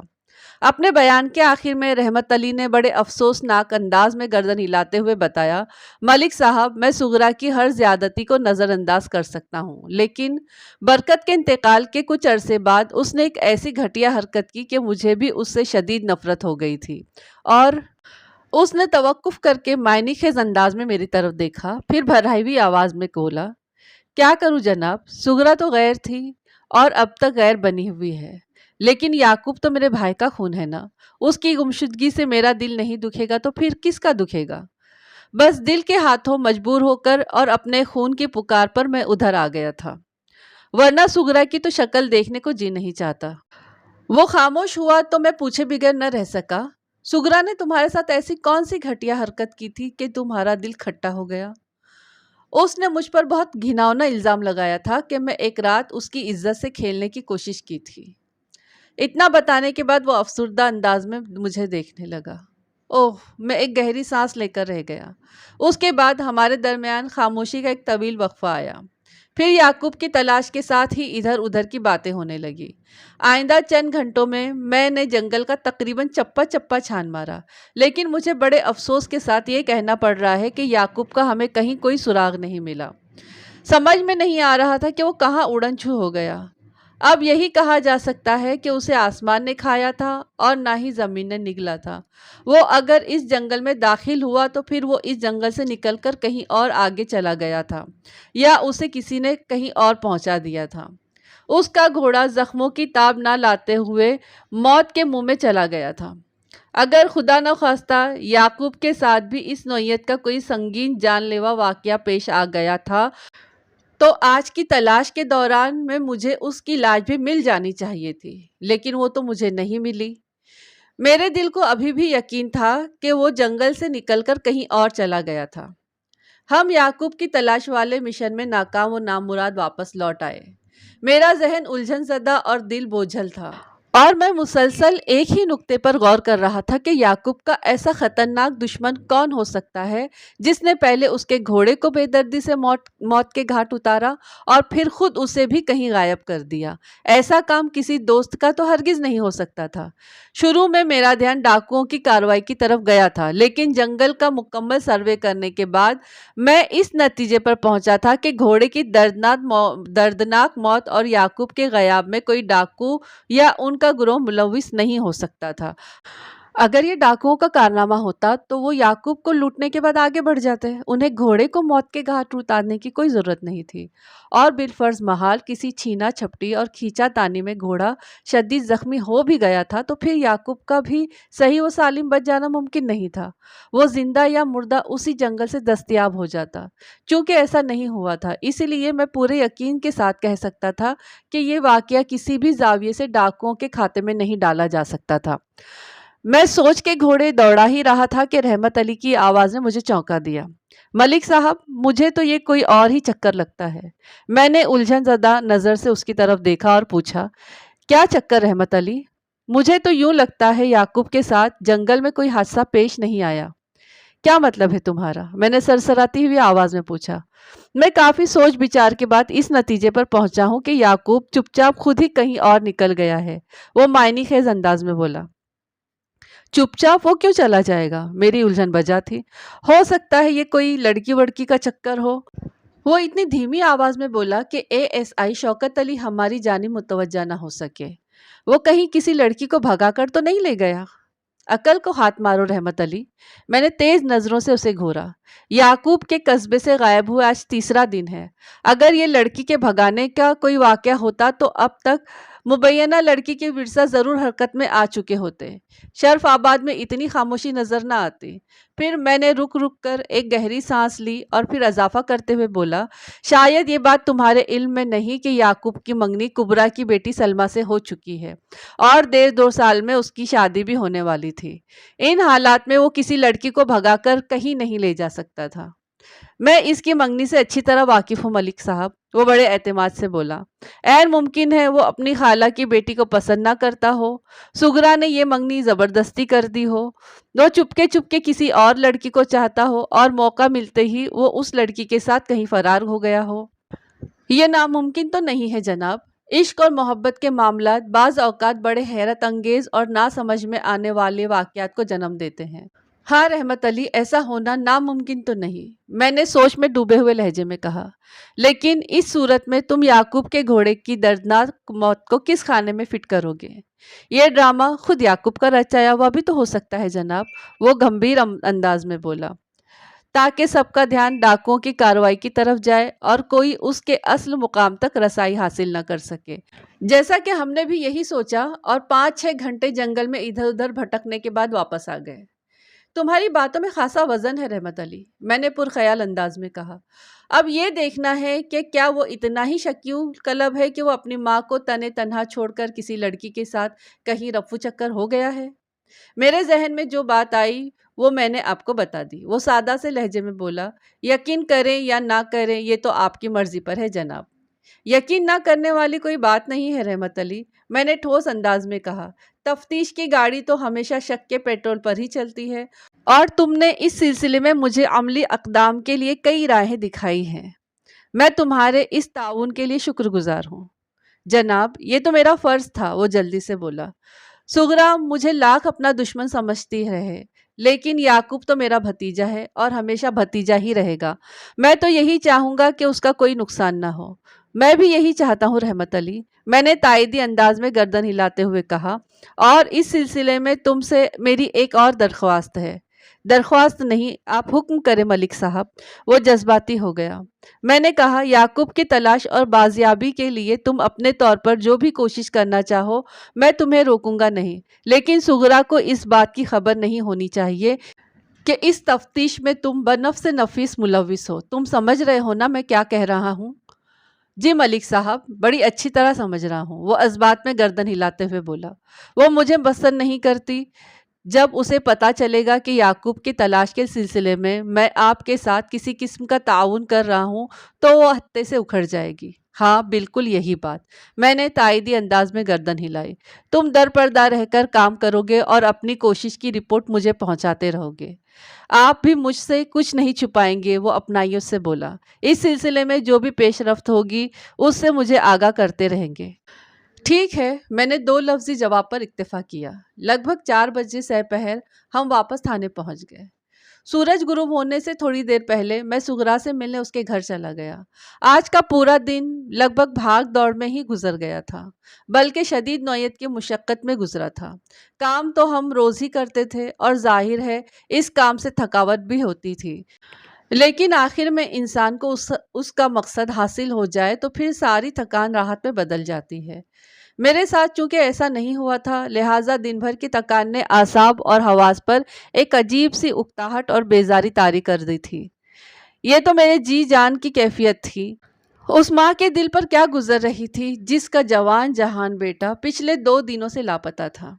بس یہی سوچ کر میں سغرا سے ملنے چلا گیا۔ یہاں آ کر پتہ چلا کہ کمال پور سے کبرا اور عمران بھی آئے ہوئے ہیں۔ عمران کبرا کا بڑا بیٹا تھا، جس کی عمر کم و بیش 10 سال تھی۔ وہ اس وقت باہر گلی میں دوسرے بچوں کے ساتھ کھیل رہا تھا۔ یہ لوگ کوئی 1 گھنٹہ پہلے کمال پور سے شرف آباد آئے ہوئے تھے۔ کبرا کو اپنی بہن کے ساتھ ساتھ ہونے والے داماد کی بھی فکر کھائے جا رہی تھی، لہٰذا وہ اپنے بیٹے کو ہی ادھر لے کر آ گئی۔ میں گھر کے اندر پہنچا تو جان محمد، سغرا اور کبرا کی یاسیت بھری سوالیہ نظروں نے مجھے گھیر لیا۔ ان کے اضطراری استفسارات کے جواب میں نے نہایت ہی مختصر اور جامع الفاظ میں انہیں تازہ ترین صورتحال سے آگاہ کر دیا۔ دنیا کا سب سے مشکل کام یہی ہوتا ہے کہ کسی کی بندھی ہوئی امید کو توڑ دیا جائے۔ ان کے چہرے اتر گئے اور وہاں پر گہرے رنج و عمل کی گھٹاؤں نے ڈیرا جما لیا۔ میں نے سغرا کو مخاطب کرتے ہوئے ہمدردی بھرے لہجے میں کہا، دیکھو بی بی، تمہارے بیٹے کے ساتھ جنگل میں کیا واقعہ پیش آیا ہوگا ابھی اس کے بارے میں حتمی طور پر کچھ نہیں کہا جا سکتا، لیکن مجھے امید ہے کہ جلد از جلد اس کا سراغ لگا لوں گا میں۔ لمحاتی توقف کر کے میں نے ان الفاظ کا اضافہ کر دیا، میں تمہارے دکھ میں برابر کا شریک ہوں۔ میں اور میرا پورا عملہ یعقوب کی تلاش کے سلسلے میں مصروف ہے، لیکن اس مقصد میں کامیابی حاصل کرنے کے لیے مجھے تمہارے بھرپور تعاون کی بھی ضرورت ہے۔ جی، وہ روحان سی ہو گئی، آپ مجھ سے کس قسم کا تعاون چاہتے ہیں؟ میں تمہاری مدد سے اس شخص تک پہنچنا چاہتا ہوں جو کسی بھی حوالے سے اپنے دل میں یعقوب کے لیے دشمنی کے جذبات رکھتا ہو، میں نے ٹھہرے ہوئے لہجے میں کہا۔ دیکھیں جی، دلوں کے حال تو صرف خدا ہی جانتا ہے، وہ دوپٹے کے پلو سے اپنی آنکھیں خشک کرتے ہوئے بولی۔ میں تو یعقوب کے کسی دشمن کو نہیں جانتی، وہ تو سب کے ساتھ بنا کر رکھنے والا بچہ تھا۔ یعقوب کے گھوڑے کو جس بے دردی سے موت کے گھاٹ اتارا گیا ہے وہ کسی ظالم اور سفاک شخص کا ہی کارنامہ دکھائی دیتا ہے، اور ایسا کام کوئی دشمن ہی کر سکتا ہے، میں نے سمجھانے والے انداز میں کہا۔ لہٰذا جب تک مجھے یہ پتہ نہ چلے کہ یعقوب کس کی آنکھ میں کھٹکتا تھا، میں تفتیش کی گاڑی کو مؤثر انداز میں آگے نہیں بڑھا سکتا۔ تھانے دار جی، یہ کام راہزنوں اور ڈاکوؤں وغیرہ کا بھی تو ہو سکتا ہے، جان محمد نے تشویش بھرے انداز میں کہا۔ یہ 2-2.5 میل تک پھیلا ہوا جنگل بہت ہی خطرناک ہے۔ میں نے ڈاکوؤں والے پہلو پر بہت غور کیا ہے جان محمد، میں نے جان محمد کی آنکھوں میں دیکھتے ہوئے کہا، لیکن یہ مجھے ان کا کیا دھرا نہیں لگتا۔ جناب، یہ بات آپ کس بنا پر کہہ رہے ہیں؟ وہ پوچھ بیٹھا۔ بنا؟ میں نے وضاحت کرتے ہوئے کہا، پہلی بات تو یہ کہ ڈاکو اور خصوصاً وہ ڈاکو جو جنگل کا سہارا لے کر مسافروں کو لوٹتے ہیں، وہ اس قسم کی کارروائی دن دہاڑے نہیں کیا کرتے۔ جنگل کو یہ لوگ اپنے مسکن کے طور پر استعمال کرتے ہیں۔ رات کی تاریکی کا فائدہ اٹھا کر وہ اپنے مسکن سے دور کوئی خطرناک واردات کرتے ہیں، پھر جنگل میں آ کر چھپ جاتے ہیں۔ میں نے تھوڑی دیر کے لیے رک کر ان تینوں کے چہروں کا جائزہ لیا، پھر اپنی بات کو آگے بڑھاتے ہوئے کہا، یعقوب دن کے اجالے میں کمال پور سے روانہ ہوا تھا اور جائے وقوع پر پہنچا اس وقت بھی اچھی خاصی روشنی ہوگی، لہٰذا ڈاکوؤں کی کارروائی کا امکان تو رد ہی کر دیں۔ البتہ کسی راہزن کے بارے میں تھوڑی دیر کے لیے سوچا جا سکتا ہے، تھوڑی دیر کے لیے اس لیے کہ مجھے امید نہیں ہے کہ کسی راہزن کا کیا دھرا ہو، لیکن راہزن بڑی جلدی میں ہوتا ہے، وہ قتل و غارت گیری سے حتی الامکان گریز کرنے کی کوشش کرتا ہے اور متمتع نظر مسافر کو لوٹتا ہے اور بڑی صورت سے آگے بڑھ جانا ہوتا ہے اسے۔ وہ اس قسم کے معاملات میں نہیں پڑتا، جیسا کہ یعقوب کے گھوڑے کے ساتھ ہوا۔ جان محمد سوچ میں ڈوبے ہوئے لہجے میں بولا، یہ اغوائے برائے تاوان کا بھی تو واقعہ ہو سکتا ہے۔ ہرگز نہیں، میں نے قطعی لہجے میں کہا۔ اگر یعقوب کو کسی تاوان کی غرض سے اغوا کیا گیا ہوتا تو اب تک اغوا کنندگان کی جانب سے کوئی نہ کوئی مطالبہ سامنے آ چکا ہوتا اور اغوا کرنے والے مغوی کی سواری کو عبرتناک موت سے دوچار نہیں کرتے۔ پھر آپ کے خیال میں یعقوب کے ساتھ کیا واقعہ پیش آیا ہوا ہوگا؟ یہ سوال کبرا کی طرف سے اٹھایا گیا تھا۔ میں نے یعقوب کی گمشدگی کے حوالے سے اب تک جو تفتیش کی ہے اس سے میرے سامنے صرف 2 وجوہات آئی ہیں۔ میں نے باری باری ان تینوں کی طرف دیکھتے ہوئے کہا، فی الحال کوئی تیسرا سبب سمجھ میں نہیں آ رہا۔ اور 2 وہ وجوہات کون سی ہیں؟ جان محمد نے سنسنی خیز انداز میں مجھ سے پوچھا۔ کیا آپ ہمیں بتائیں گے؟ کیوں نہیں، میں نے اس بات میں سر ہلاتے ہوئے کہا۔ میں اسی لیے تو یہاں آیا ہوں کہ اپنے اور آپ لوگوں کے خیالات کو ملا کر کوئی جامع منصوبہ بندی کر سکوں۔ مجھے آپ لوگوں سے زیادہ یعقوب کو بازیاب کرانے کی جلدی ہے۔ میں نے تھوڑی دیر رک کر ایک بوجھل سانس خارج کی، پھر اپنی بات مکمل کرتے ہوئے کہا، میری نظر میں یہ یعقوب کے کسی جانے پہچانے دشمن کی کارستانی ہے۔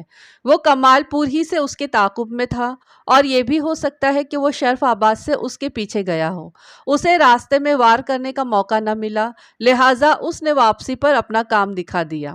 یعقوب کو جیسے ہی حملہ آوروں کا احساس ہوا اس نے اپنے گھوڑے کو بھگانے کی کوشش کی ہوگی، لہٰذا حملہ آور کے زیادہ تر وار گھوڑے کے بدن پر لگے اور وہ زخموں کی تاب نہ لاتے ہوئے چل بسا۔ اب یہاں سوال یہ پیدا ہوتا ہے کہ یعقوب کہاں چلا گیا؟ میں نے آج جنگل کا چپا چپا اور کونا کونا چھان مارا، زندہ یا زخمی یا مردہ یعقوب کے آثار کہیں نہیں دکھائی دیے۔ اس راز سے وہ شخص ہی پردہ اٹھا سکتا ہے جس نے گھوڑے کو اذیت ناک موت مرنے پر مجبور کر دیا تھا۔ وہی دراصل یعقوب کا دشمن ہے جس کی مجھے تلاش ہے۔ اور دوسری وجہ؟ میرے خاموش ہونے پر جان محمد نے سوال کیا۔ دوسری وجہ خود یعقوب ہی ہو سکتا ہے، میں نے جواب دیا۔ جی کیا مطلب؟ صغرا الجھن زدہ نظر سے مجھے دیکھنے لگی۔ یہ بھی ممکن ہے کہ یعقوب کسی لڑکی کو یہاں سے بھگا لے گیا ہو، میں نے گہری سنجیدگی سے کہا۔ گھوڑے کو موت کے گھاٹ اتار کر اس نے اغوا وغیرہ کا ڈرامہ رچایا ہو۔ یہ لڑکی شرف آباد کی رہنے والی بھی ہو سکتی ہے اور کمال پور کی وسینک بھی ہو سکتی ہے۔ آپ لوگوں کا اس بارے میں کیا خیال ہے؟ سوال ہی پیدا نہیں ہوتا تھانے دار صاحب۔ صغرا بڑے وثوق سے بولی، اگر اس کا کسی لڑکی کے ساتھ کوئی چکر ہوتا تو مجھ سے چھپ نہیں سکتا تھا، اور پھر اس کی تو منگنی بھی ہو چکی تھی۔ ہر ماں کا اپنے اولاد کے بارے میں یہی دعویٰ ہوتا ہے کہ وہ ان کے چھوٹے سے چھوٹے معاملے کی بھی خبر رکھتی ہے۔ انہی خیالات کا اظہار صغرا بی بی نے بھی کیا۔ میں اس کے دعوے کو چیلنج کر کے بحث کا کوئی نیا دروازہ نہیں کھول سکتا تھا، لہٰذا کبرا کی طرف دیکھتے ہوئے پوچھا، یعقوب کی ادھر کمال پور میں کسی سے دشمنی وغیرہ تو نہیں تھی؟ جی نہیں، وہ تو کسی سے گھلتا ملتا ہی نہیں تھا، کبرا نے جواب دیا۔ یعقوب اپنے کام سے کام رکھنے والا بچہ تھا۔ ایک فوری خیال کے تحت میں نے جان محمد سے پوچھ لیا، ایک بڑا نازک اور ذاتی نوعیت کا سوال ہے، لیکن آپ لوگوں کو اس کا بہت سوچ سمجھ کر جواب دینا ہوگا۔ جی پوچھیں، وہ گہری سنجیدگی سے بولا۔ ہم سب یعقوب کی بازیابی کے لیے سخت پریشان ہیں۔ آپ ہم سے جو بھی سوال کریں گے ہم اس کا بالکل درست جواب دیں گے۔ میں نے یکے بعد دیگرے جان محمد اور کبرا کی طرف دیکھا، پھر سوال کیا، کیا سلمیٰ اور یعقوب کی منگنی سے پہلے سلمیٰ کا کہیں اور سے رشتہ آیا تھا؟ جی ہاں، سلمیٰ کے 3 رشتے آئے تھے، کبرا نے بتایا، لیکن میں چونکہ صغرا کو زبان دے چکی تھی اسی لیے ہم نے ان سب کو صاف انکار کر دیا۔ کیا ان لوگوں کا تعلق کمال پور ہی سے تھا؟ جی ہاں، کبرا نے اس بات میں گردن ہلائی۔ تم مجھے ان تینوں کے نام اور گھر کے پتے نوٹ کروا دو، میں نے اپنی جیب سے پاکٹ ڈائری اور قلم برآمد کرتے ہوئے کہا۔ اس دوران میں جان محمد خاموش بیٹھا بڑی گہری نظر سے میرا جائزہ لیتا رہا۔ کبرا نے ایک ہی سانس میں مجھے ان لڑکوں کے نام اور پتے لکھوا دیے جن کے رشتے اس کی بیٹی سلمیٰ کے لیے آئے تھے۔ ان لڑکوں کے نام الگ ترتیب کچھ اس طرح تھے، ساجد علی، امیر خان اور پرویز احمد۔ رشتے ٹھکرائے جانے پر ان لوگوں میں سے کسی نے بھی کوئی احتجاج وغیرہ کیا تھا؟ میں نے ٹٹولنے والے لہجے میں پوچھا۔ اپنی برہمی یا ناراضگی وغیرہ کا اظہار کیا ہو؟ ساجد علی اور پرویز علی نے ہمارے انکار کو بالکل عام انداز میں لیا تھا، کبرا نے جواب دیا، لیکن امیر خان اور اس کے گھر والوں کو ہمارا منع کرنا بہت برا لگا تھا۔ اسی روز سے انہوں نے ہم سے بول چال اور ملنا جلنا بند کر دیا ہے۔ امیر خان، میں نے زہر لب دہرایا، پھر ڈائری میں درج اس نام پر دائرہ لگا دیا۔ جان محمد سرسراتی ہوئی آواز میں بولا، تھانے دار صاحب، میں سمجھ سکتا ہوں کہ آپ سلمیٰ کے مسترد کیے جانے والے رشتوں کے بارے میں اتنا کیوں کریت کریت کر پوچھ رہے ہیں۔ آپ کے ذہن میں یہ بات ہے کہ ممکن ہے انہی میں سے کسی نے حادثانہ جذبات سے مغلوب ہو کر یعقوب کو نقصان پہنچایا ہو۔ یہ ناممکن تو نہیں ہے، میں نے سوالیہ نظر سے اس کی جانب دیکھتے ہوئے کہا۔ مجھے تو ہر وہ راہ اختیار کرنا ہے جو کسی بھی زاویے سے اصل مجرم تک مجھے پہنچا دے، اور مجھے یقین ہے آپ لوگ بھی یہی چاہتے ہیں۔ آپ ٹھیک کہہ رہے ہیں ملک صاحب، بے شک ہم بھی یہی چاہتے ہیں، جان محمد نے اسبات میں سر ہلاتے ہوئے کہا۔ آپ جیسے مناسب سمجھتے ہیں ضرور تفتیش کریں، ویسے میرا ذاتی خیال یہ ہے کہ ادھر کمال پور سے کسی نے یعقوب کو نقصان پہنچانے کی کوشش نہیں کی ہوگی۔ میں نے جان محمد کی بات سنی اور اس کے خاموش ہونے پر صغرا کی جانب متوجہ ہوتے ہوئے کہا، تو تم یعقوب کے کسی دشمن کو نہیں جانتی ہو؟ جی ہاں، جو حقیقت ہے وہ میں نے آپ کو بتا دی۔ ٹھیک ہے، میں نے سرسری انداز میں کہا، دشمن نہیں تو یعقوب کے چند ایسے دوستوں ہی کے نام بتا دو جن کے ساتھ اس کا زیادہ اٹھنا بیٹھنا تھا۔ ان میں سے ایک کا نام تو نور شاہ ہے اور دوسرے کا نام حنیف خان، اس نے بتایا۔ یعقوب کی زیادہ میل ملاقات انہی دو لڑکوں سے تھی۔ کیا حنیف خان اور نور شاہ اس حقیقت سے واقف ہیں کہ یعقوب پچھلے 2 دن سے غائب ہے؟ میں نے صغرا سے پوچھا۔ جی، اس نے اسبات میں جواب دیا۔ یہ دونوں بھی یعقوب کی گمشدگی کی وجہ سے سخت پریشان ہیں۔ میں نے پرسوچ انداز میں ہنکارا بھرا، پھر کہا، ٹھیک ہے، میں ان کو تھانے بلا کر پوچھ گچھ کروں گا۔ کیا یہ بھی اسی محلے میں رہتے ہیں؟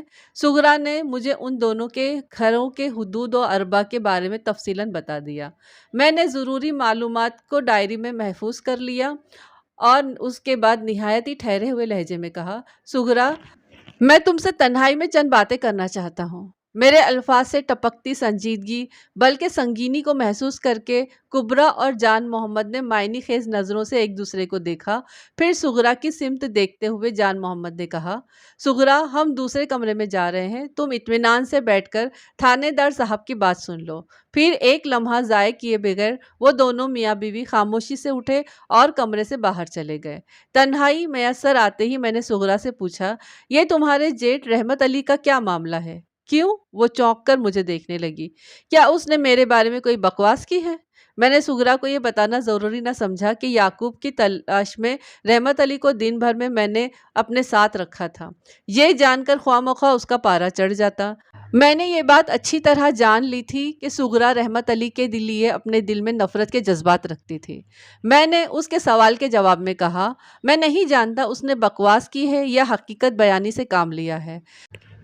جب میں نے اس سے پوچھا کہ اس کی بھابھی یعنی کہ تم اس سے اس قدر خفا کیوں ہو تو اس نے مجھے اس چپلکش کا خاندانی پس منظر بتا دیا۔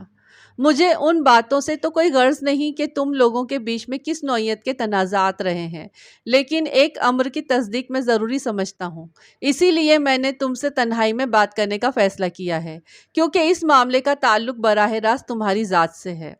اس کی پیشانی پر الجھن کی لکیر پھیل گئی، متعامل لہجے میں بولی، ایسا کون سا معاملہ ہے تھانے دار صاحب؟ رحمت علی نے مجھے بتایا ہے کہ تم نے اس پر کوئی گھناؤنا الزام لگایا تھا۔ الزام نہیں بلکہ حقیقت کہیں تھانے دار صاحب، وہ تلخ انداز میں بولی۔ جب اس نے زبان کھول ہی دی ہے تو میں بھی خاموش نہیں رہوں گی۔ میں بھی یہی چاہتا ہوں کہ تم اصل بات بتاؤ، میں نے اس کا اعتماد حاصل کرنے کی غرض سے دھیمے لہجے میں کہا۔ رحمت نے جو کچھ بھی کہا ہے مجھے اس پر یقین نہیں تھا آیا۔ بھلا تم ایسا کیوں کرو گی؟ یہ تو تمہاری بدنامی کا سبب بھی بنتا تھا۔ جی ہاں، اس میں سراسر میری ہی بدنامی کا امکان تھا، وہ اس بات میں سر ہلاتے ہوئے بولی، لیکن چونکہ وہ ایک کڑوا سچ تھا اسی لیے میں نے کسی بات کی پرواہ نہیں کی۔ آخر ہوا کیا تھا صغرا؟ میں نے ہمدردی بھرے لہجے میں پوچھا۔ برکت علی کے انتقال کے کچھ عرصے کی بات ہے، وہ خوابناک انداز میں مجھے بتانے لگی۔ ایک رات رحمت علی میرے دروازے پر آیا۔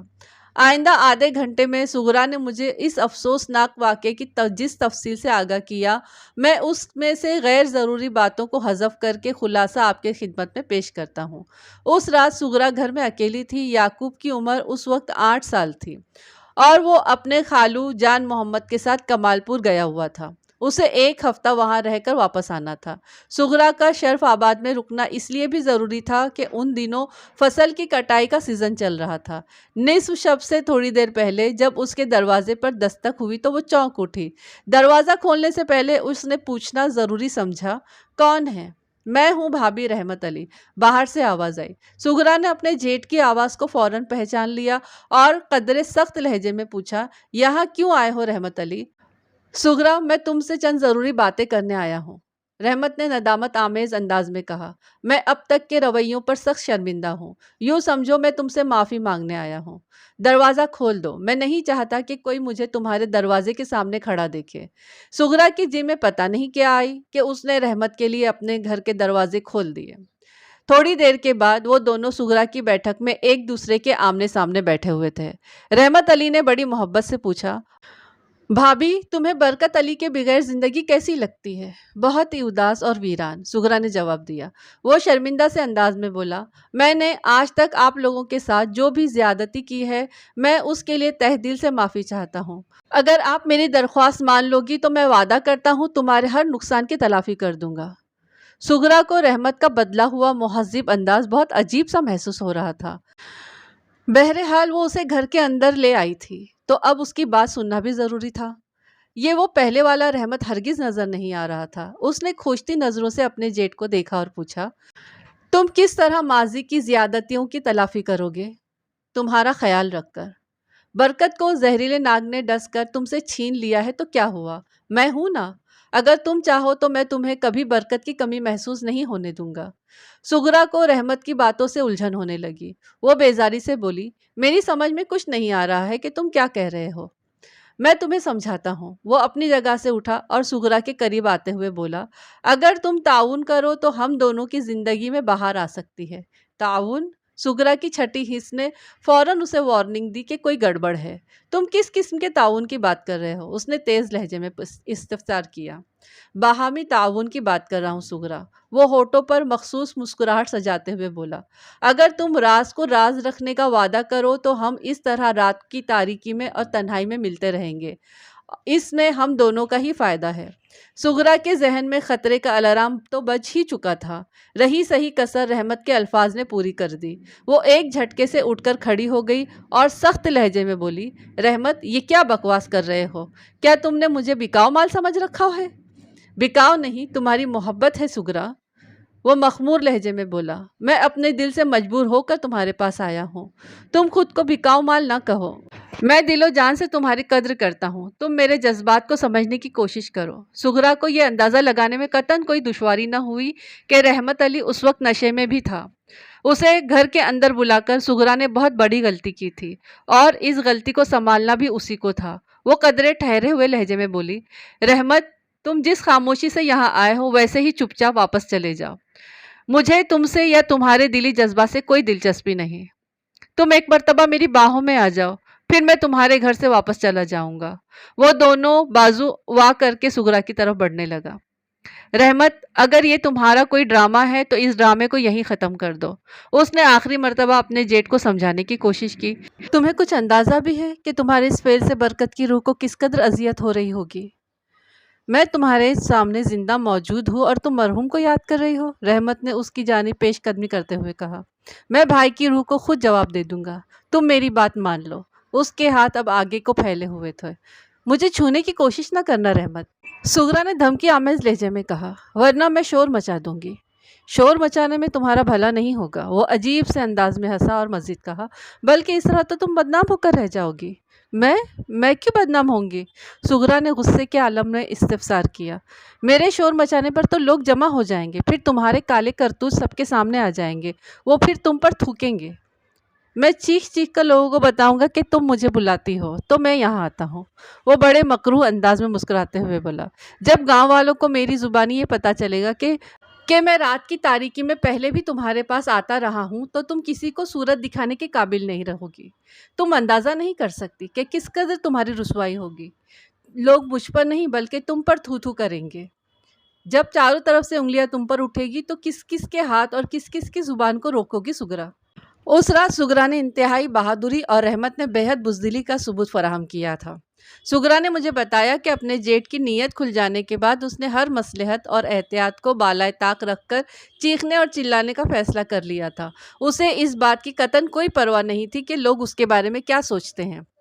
اس نازک اور سنگین لمحات میں پہلی ترجیح اپنی عزت کی حفاظت تھی، لیکن اس سے پہلے کہ وہ چیخنے کے لیے زبان اور حلق کو زحمت دیتی، رحمت نے جھپٹ کر اس کے منہ پر ہاتھ رکھ دیا، پھر سغرا کے کان کے پاس اپنا منہ لے جا کر پسپائی اختیار کرنے والے انداز میں بولا، شور مچانے کی کوشش نہ کرنا، میں یہاں سے جا رہا ہوں۔ اور پھر وہ واقعی سغرا کے گھر سے نکل گیا۔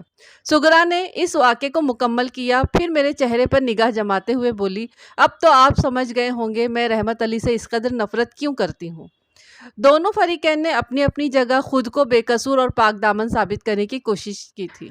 میں اس بحث میں پڑھ کر اپنا قیمتی وقت برباد نہیں کرنا چاہتا تھا کہ ان میں سے کون سچا تھا اور کون جھوٹا، اور متذکرہ بالا واقعہ موجودہ معاملے سے براہ راست اس کا کوئی تعلق بھی نہیں تھا۔ میرے لیے یہی اطمینان کافی تھا کہ اس رات اپنی اپنی جگہ ان دونوں کی عزت محفوظ رہی تھی، لہٰذا سغرا کے استفسار کے جواب میں نے بڑے رسان سے کہہ دیا، بڑی اچھی طرح سمجھ گیا ہوں سغرا۔ میرے جواب کی مخفی توانائی نے اسے مطمئن کر دیا۔ اگلے روز میں نے دو اہم کام کیے۔ میں نے اپنے تھانے کے عملے میں سے دو افراد پر مشتمل دو ٹیمیں بنائیں۔ سادہ لباس میں ان ٹیموں کو میری ہدایت کی روشنی میں بڑی اہم معلومات اکٹھا کرنا تھی۔ ایک ٹیم کو کمال پور جا کر امیر خان کی سرگرمیوں پر کڑی نظر رکھنا تھی۔ سلمیٰ کے لیے آنے والے جن 3 رشتوں کو صاف صاف انکار کر دیا گیا تھا، ان میں سے ایک امیر خان بھی تھا۔ جان محمد اور کبریٰ کے بیان کے مطابق ساجد علی، پرویز احمد اور ان کے گھر والے تو انکار سن کر خاموش ہو کر بیٹھ گئے تھے، تاہم امیر خان اور اس کے گھر والوں نے نہ صرف یہ کہ کافی شور مچایا تھا بلکہ انہوں نے ان لوگوں کا سوشل بائیکاٹ بھی کر دیا تھا۔ اس تناظر میں امیر خان کے غصے کو نظر انداز نہیں کیا جا سکتا تھا۔ یعقوب اس طرح سے اس کے نزدیک رکیب روح سیاح کا درجہ رکھتا تھا۔ امیر خان کے دل میں یعقوب کے لیے بے انتہا غم اور غصہ بھرا ہوا تھا۔ اگر اسے کسی ایسی بات سے کوئی فرق نہیں پڑتا تھا تو پھر اس معاملے پر اس کے گھر والوں کی جانب سے شدید نوعیت کی برہمی اور نفرت کا اظہار دیکھنے کو کیوں ملتا؟ اپنے بیٹے کے رشتے کے ٹھکرائے جانے پر امیر خان کے گھر والوں نے جان محمد کے گھر والوں کا سوشل بائیکاٹ کر دیا تھا، اور یہ سب کچھ یعقوب اور سلمیٰ کی منگنی کے طفیل ہی ہوا تھا۔ دوسری ٹیم کے ذمے میں نے ایک ایسا کام لگایا تھا جس کا تعلق ہمارے اپنے علاقے شرف آباد ہی سے تھا۔ انہیں میری ہدایت کے مطابق قصبے میں گھوم پھر کر اس بات کا سراغ لگانا تھا کہ گزشتہ 2-4 روز میں علاقے کی کوئی لڑکی تو گھر سے غائب نہیں ہوئی۔ گم شدہ یعقوب کے تایا رحمت علی کے بیان کردہ اندیشوں کو یکسر نظر انداز کر دینا مناسب تھا اور نہ ہی کوئی معقول بات۔ عین ممکن تھا کہ یعقوب قصبے کی کسی لڑکی کو لے کر کہیں نکل گیا ہو اور گھوڑے کی المناک موت والا ڈرامہ اسی لیے اس نے رچا ہو کہ گمشدگی کے حوالے سے لوگوں کا دھیان راہزنی کی کسی واردات کی طرف چلا جائے اور حقیقت سے کوئی واقف نہ ہو سکے۔ ویسے ایک بات میرے ذہن میں کھٹک رہی تھی، اور وہ کہ اگر شرف آباد سے اگر کوئی لڑکی غائب ہوئی ہوتی تو یہ بات اب تک کی چھپی نہیں رہ سکتی تھی۔ جب یہ دونوں ٹیمیں اپنے مشن پر روانہ ہو گئی تو میں اپنے گھر میں بیٹھ کر حالات و واقعات پر غور کرنے لگا۔ معاملہ خاصا الجھ کر رہ گیا تھا۔ کچھ سمجھ میں نہیں آ رہا تھا کہ یعقوب کو زمین نگل گئی یا آسمان کھا گیا۔ ان تمام تر سوچ بچار کے دوران میں بھی رحمت علی کو میں نے ایک ایک لمحے کے لیے اپنے ذہن سے غائب بھی نہیں ہونے دیا تھا۔ اس بندے نے سغرا کی نفرت کے حوالے سے مجھے جو کہانی سنائی تھی، سغرا کا بیگم اس کے انتہائی مخالف جاتا تھا۔ اگر رحمت علی کی کہانی کو درست تسلیم کیا جاتا تو پھر سغرا ایک عیار اور چالباز عورت کی شکل میں سامنے آتی، تاہم اس کا یعقوب کی گمشدگی سے کوئی تعلق ثابت تو نہیں ہوتا تھا۔ اور اگر سغرا کے بیان کو سچ مان لیا جاتا تو پھر کیس میں ایک سنسنی خیز موڑ کا امکان نظر آتا تھا، لہٰذا رحمت علی کو بھی نظر انداز نہیں کیا جا سکتا تھا۔ وہ اپنی بے عزتی اور ناسودہ خواہشات کی عدم تکمیل کے بدلے میں سغرا کو ذہنی اذیت میں مبتلا کرنے اور اسے کوئی دلی صدمہ پہنچانے کی خاطر کوئی بھی الٹا سیدھا قدم اٹھا سکتا تھا، اور انہی الٹے سیدھے قدموں میں ایک قدم یعقوب کو جانی نقصان پہنچانا بھی ہو سکتا تھا۔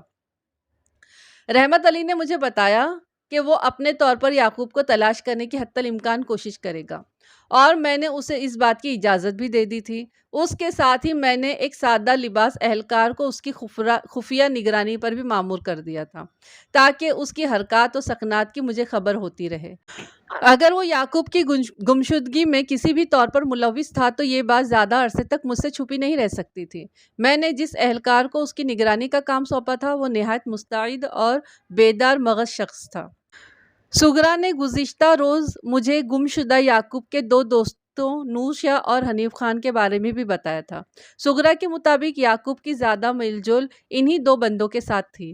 دوپہر کے بعد میں نے ایک بندہ بھیج کر ان دونوں کو اپنے پاس بلا لیا۔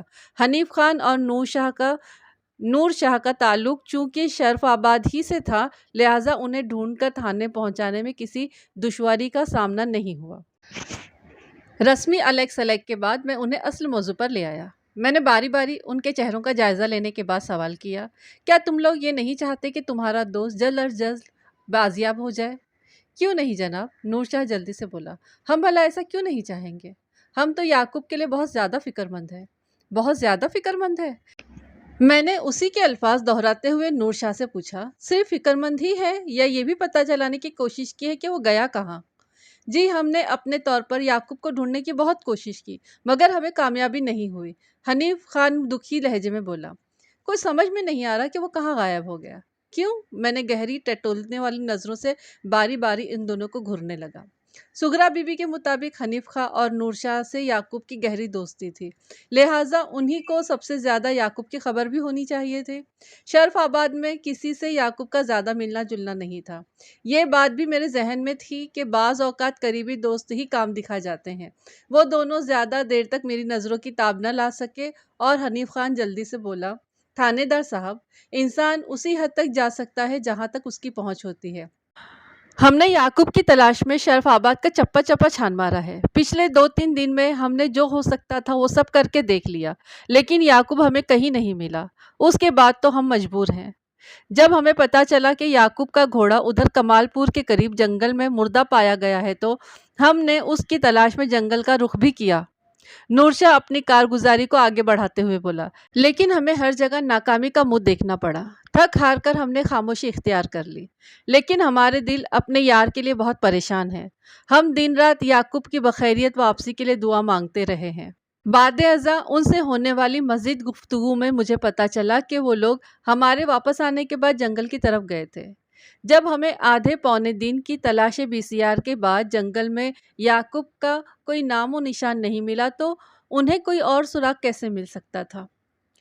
دیکھو، میں نے گہری سنجیدگی سے کہا، اگر واقعی تم دونوں کی یہی خواہش ہے کہ میں جلد از جلد تمہارے دوست کو بازیاب کرانے میں کامیاب ہو جاؤں تو پھر تمہیں میرے ساتھ بھرپور تعاون کرنا ہوگا۔ آپ حکم کریں تھانے دار صاحب، نور شاہ نے ٹھہرے ہوئے لہجے میں کہا، ہم ہر تعاون کے لیے تیار ہیں۔ میں نے ان سے اس طرح سوال کرنا شروع کیے کہ میرا مقصد بھی پورا ہو جائے اور انہیں بھی محسوس نہ ہو کہ میں ان میں سے کسی پہ کوئی شک بھری تفتیش کر رہا ہوں۔ کیا تم یہ بات جانتے ہو کہ یعقوب کمال پور جانے والا تھا؟ جی ہاں، نور شاہ نے اس بات میں گردن ہلاتے ہوئے جواب دیا، یعقوب نے کمال پور جانے والی بات خود ہمیں بتائی تھی۔ کب؟ میں نے چونک کر ان کی طرف دیکھا۔ اس نے یہ بات تم لوگوں کو کب بتائی تھی؟ کمال پور جانے سے 1 دن پہلے، حنیف خان نے بتایا۔ رات کو ہماری ملاقات ہوئی تھی اور اگلی صبح وہ کمال پور کے لیے روانہ ہو گیا تھا۔ میں سیدھا ہو کر بیٹھ گیا اور پوچھا، کیا اس نے تمہیں یہ بھی بتایا تھا کہ وہ کمال پور کیوں جا رہا ہے؟ جی، اس نے بتایا تھا کہ کسی ضروری کام سے اسے کمال پور جانا ہے۔ حنیف خان گردن کو اثباتی جنبش دیتے ہوئے بولا، اس کا کہنا تھا کہ وہ رات کو واپس شرف آباد آ جائے گا، مگر لمحاتی توقف کر کے اس نے ایک افسردہ سانس خارج کی، پھر اپنی بات مکمل کرتے ہوئے بولا، مگر وہ ابھی تک واپس نہیں آیا۔ میں نے سر دست اس کی افسردگی کو نظر انداز کرتے ہوئے اضطراری لہجے میں دریافت کیا، کیا یعقوب نے اس ضروری کام کی وضاحت بھی کی تھی جس کی وجہ سے اسے کمال پور جانا پڑا تھا؟ جی ہاں، اس بار نور شاہ نے جواب دیا۔ ہمارے پوچھنے پر اس نے بتایا تھا کہ وہ اپنی خالہ سے کچھ رقم لینے کے لیے کمال پور جا رہا ہے۔ میں اس کی بات سن کر اچھل پڑا۔ کیا مطلب ہے تمہارا؟ تھانے دار صاحب، حنیف خان نے نور شاہ کی تائید کرتے ہوئے بولا، اس نے ہمیں یہی بتایا تھا۔ یعنی کہ اس نے بتایا تھا کہ وہ اپنی خالہ کے گھر رقم لینے کمال پور جا رہا ہے؟ میں نے باری باری تصدیق طلب نظروں سے ان کو دیکھتے ہوئے کہا۔ بالکل، نور شاہ الجھے ہوئے لہجے میں بولا۔ اگر آپ کو ہماری بات کا یقین نہیں آ رہا ہے تو ہم قسم کھانے کے لیے تیار ہیں۔ واقعی مجھے تم لوگوں کی باتوں کا یقین نہیں آ رہا ہے، میں نے صاف گوئی کا مظاہرہ کرتے ہوئے کہا، کیونکہ حقیقت اس کے برعکس ہے۔ اور وہ حقیقت کیا ہے تھانے دار صاحب؟